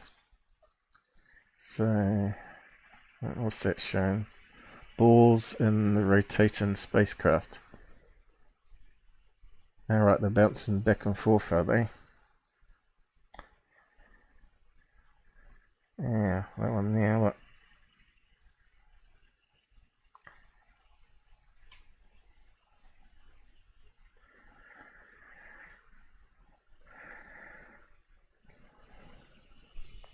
See what they're saying here. Including movement. Yeah, it's too much reading. Human spaceflight. The Gemini 11 mission attempted to reduce artificial gravity by rotating the capsule around the Agna target vehicle to which it was attached by a 36-meter Teffer. They were able to generate a small amount of artificial gravity, about 0.00015, by firing their side thrusters to slowly rotate the combined craft like a slow motion pair of bowlers. The resultant force was too small to be felt by either astronaut, but objects were observed moving towards the floor.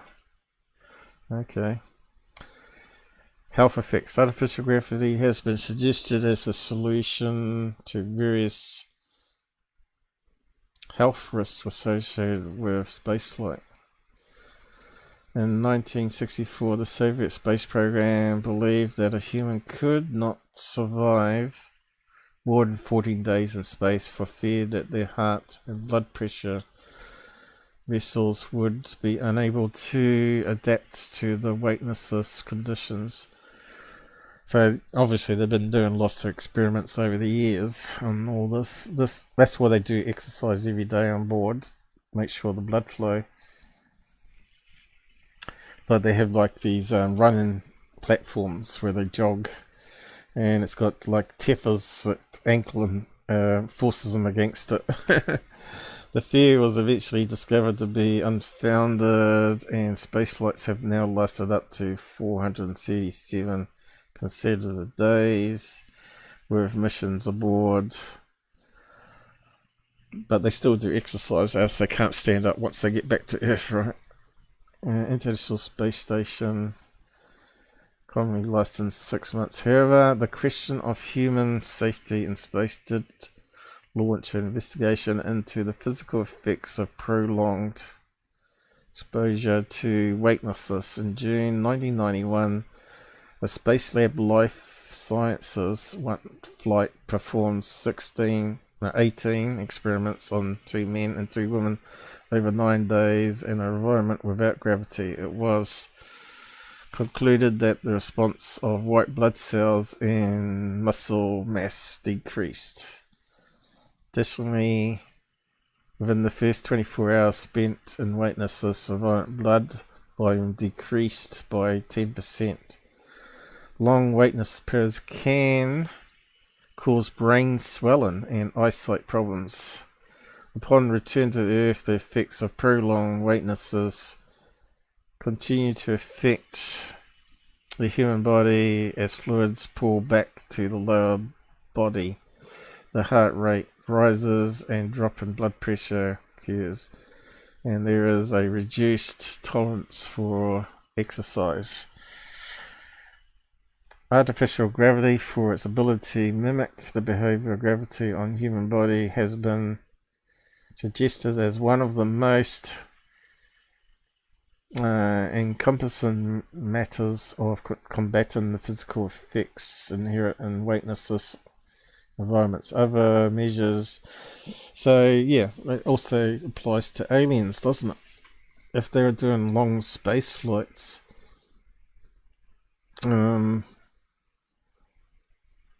wouldn't they be affected the same way? Maybe not, because they got insect type bodies, right? They got the bone structure on the outside and the muscle and that moves to joints in the inside. And also UFOs are a bit to spin.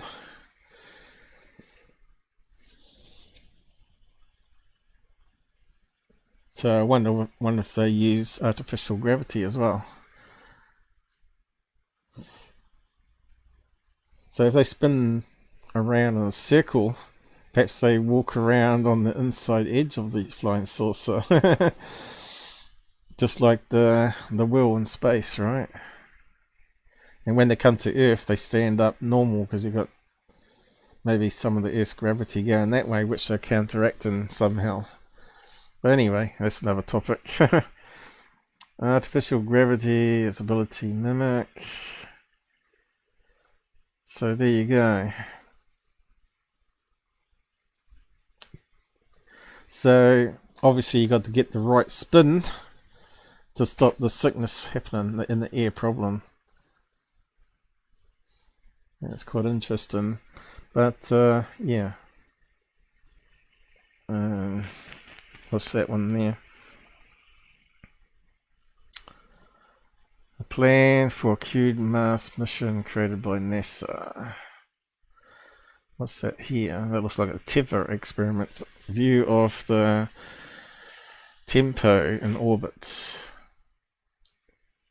Tempo? Missed that one, did we? The proposed Tempo 3 mission rotates 2 halves of a spacecraft connected by a tether to test the feasibility of simulating gravity on a crewed mission.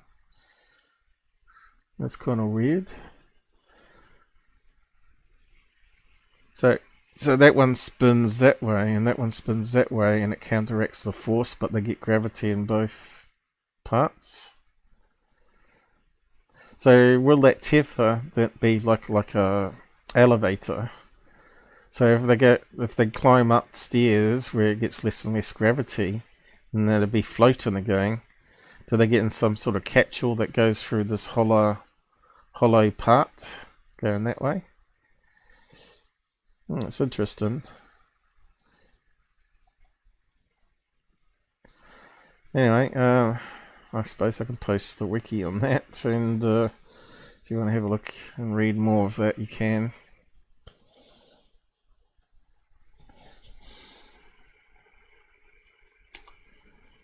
Out of gravity. So it went from anti-gravity to artificial gravity.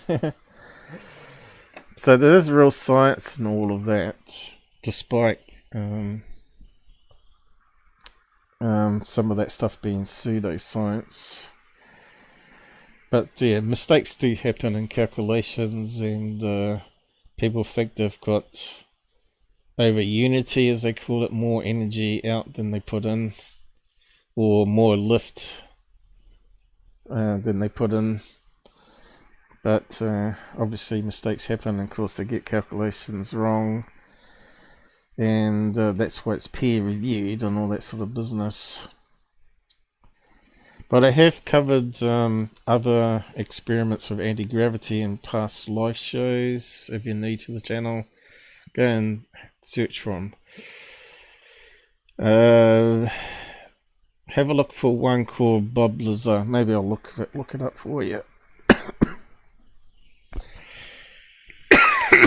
Damn, I gotta get going. Oh yeah. What was I gonna type here? Artificial gravity. Also, I've done all the talking and typing on the side. No one's talking. A bit of a shame, but this is why it always happens. So I'll just dig up the other one about other experiments, which I think might be legit. And it also counteracts Bob Lazar's stuff claims as well. I think it was on that same episode.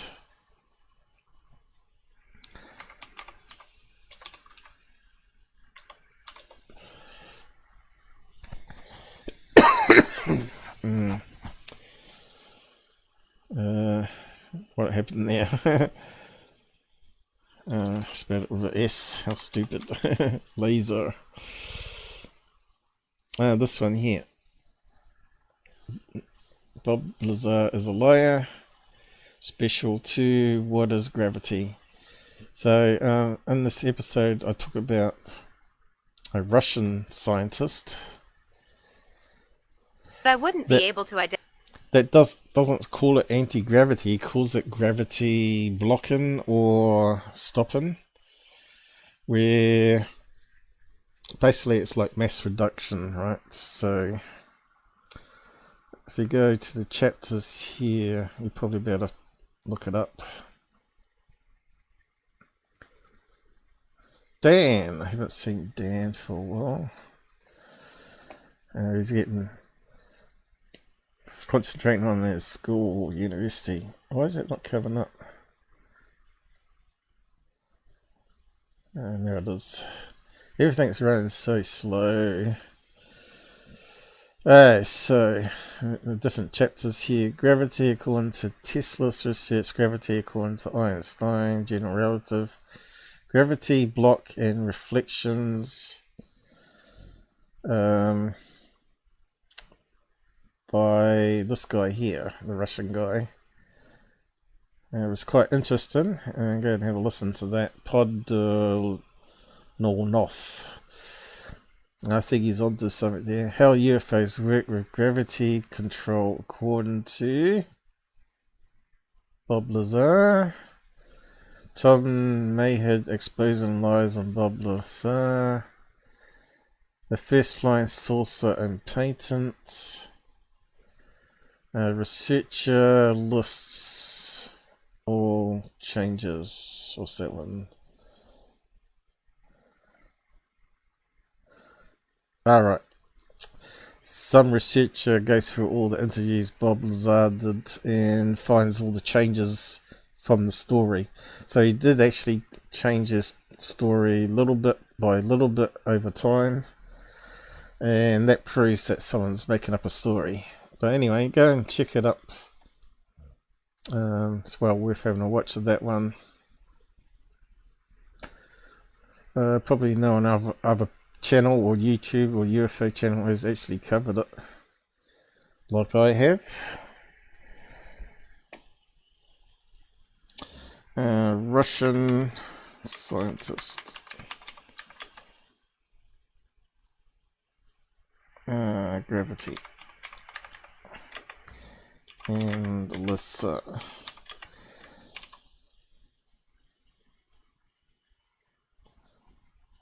was going to copy it and paste it to the other one. Russian scientist, gravity, block, and so Lazar talked about gravity wave, gravity particles that pushed. These other experiments would prove it wrong. If this Russian guy is correct. And Tesla. Tesla believed that gravity was a flow of energy going into the atoms.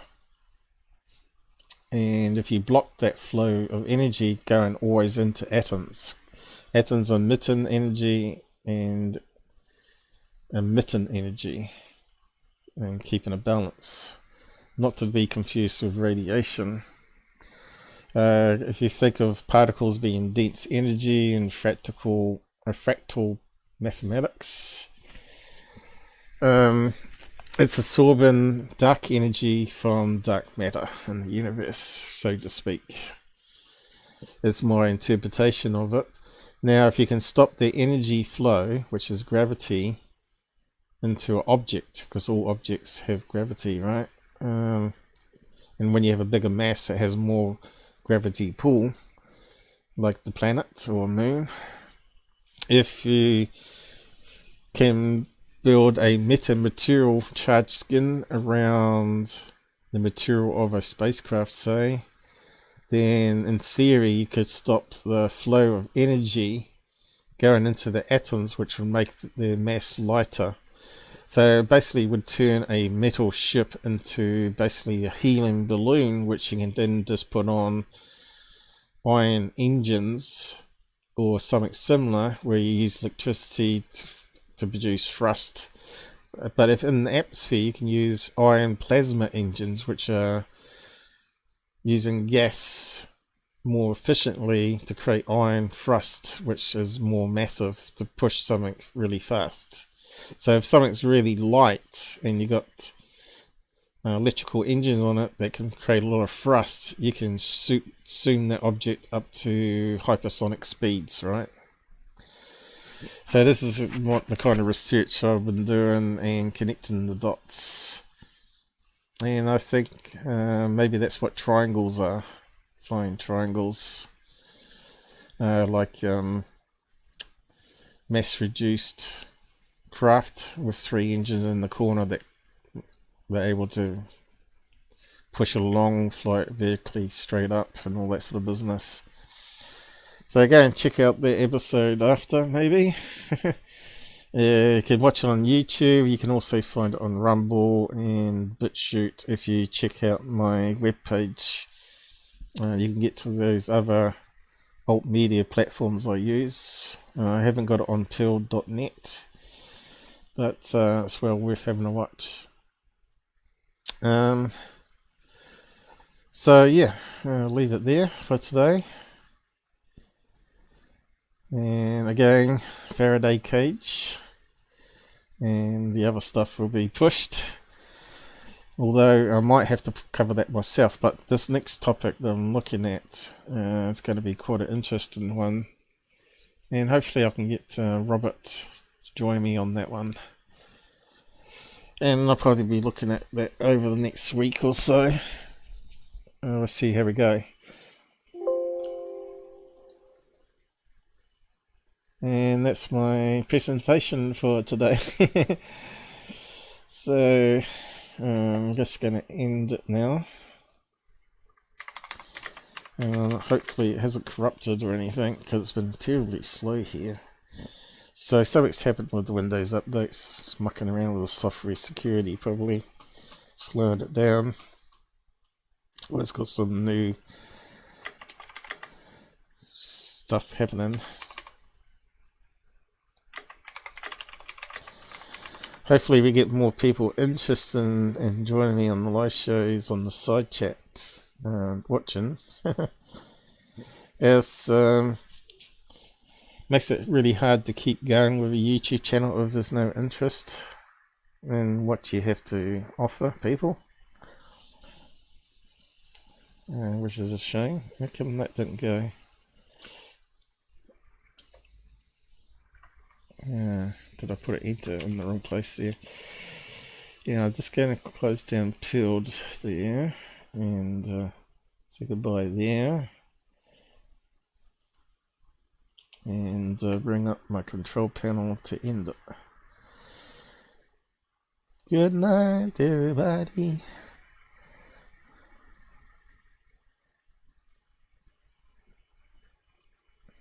Because it's running slow, isn't it?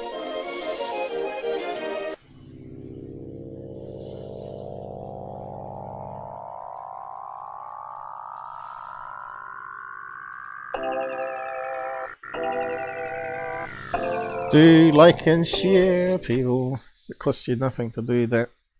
Do post comments under the videos if you want. And anything I made a mistake on, Post any corrections in the comment or whatever. It is a live debunk, a live research. I do some research ahead of it, but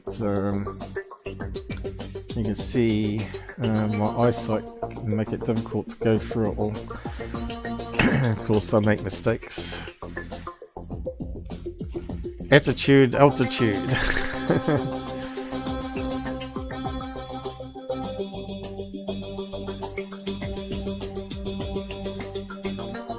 Hopefully you enjoyed it, and I'll see you again in the next episode.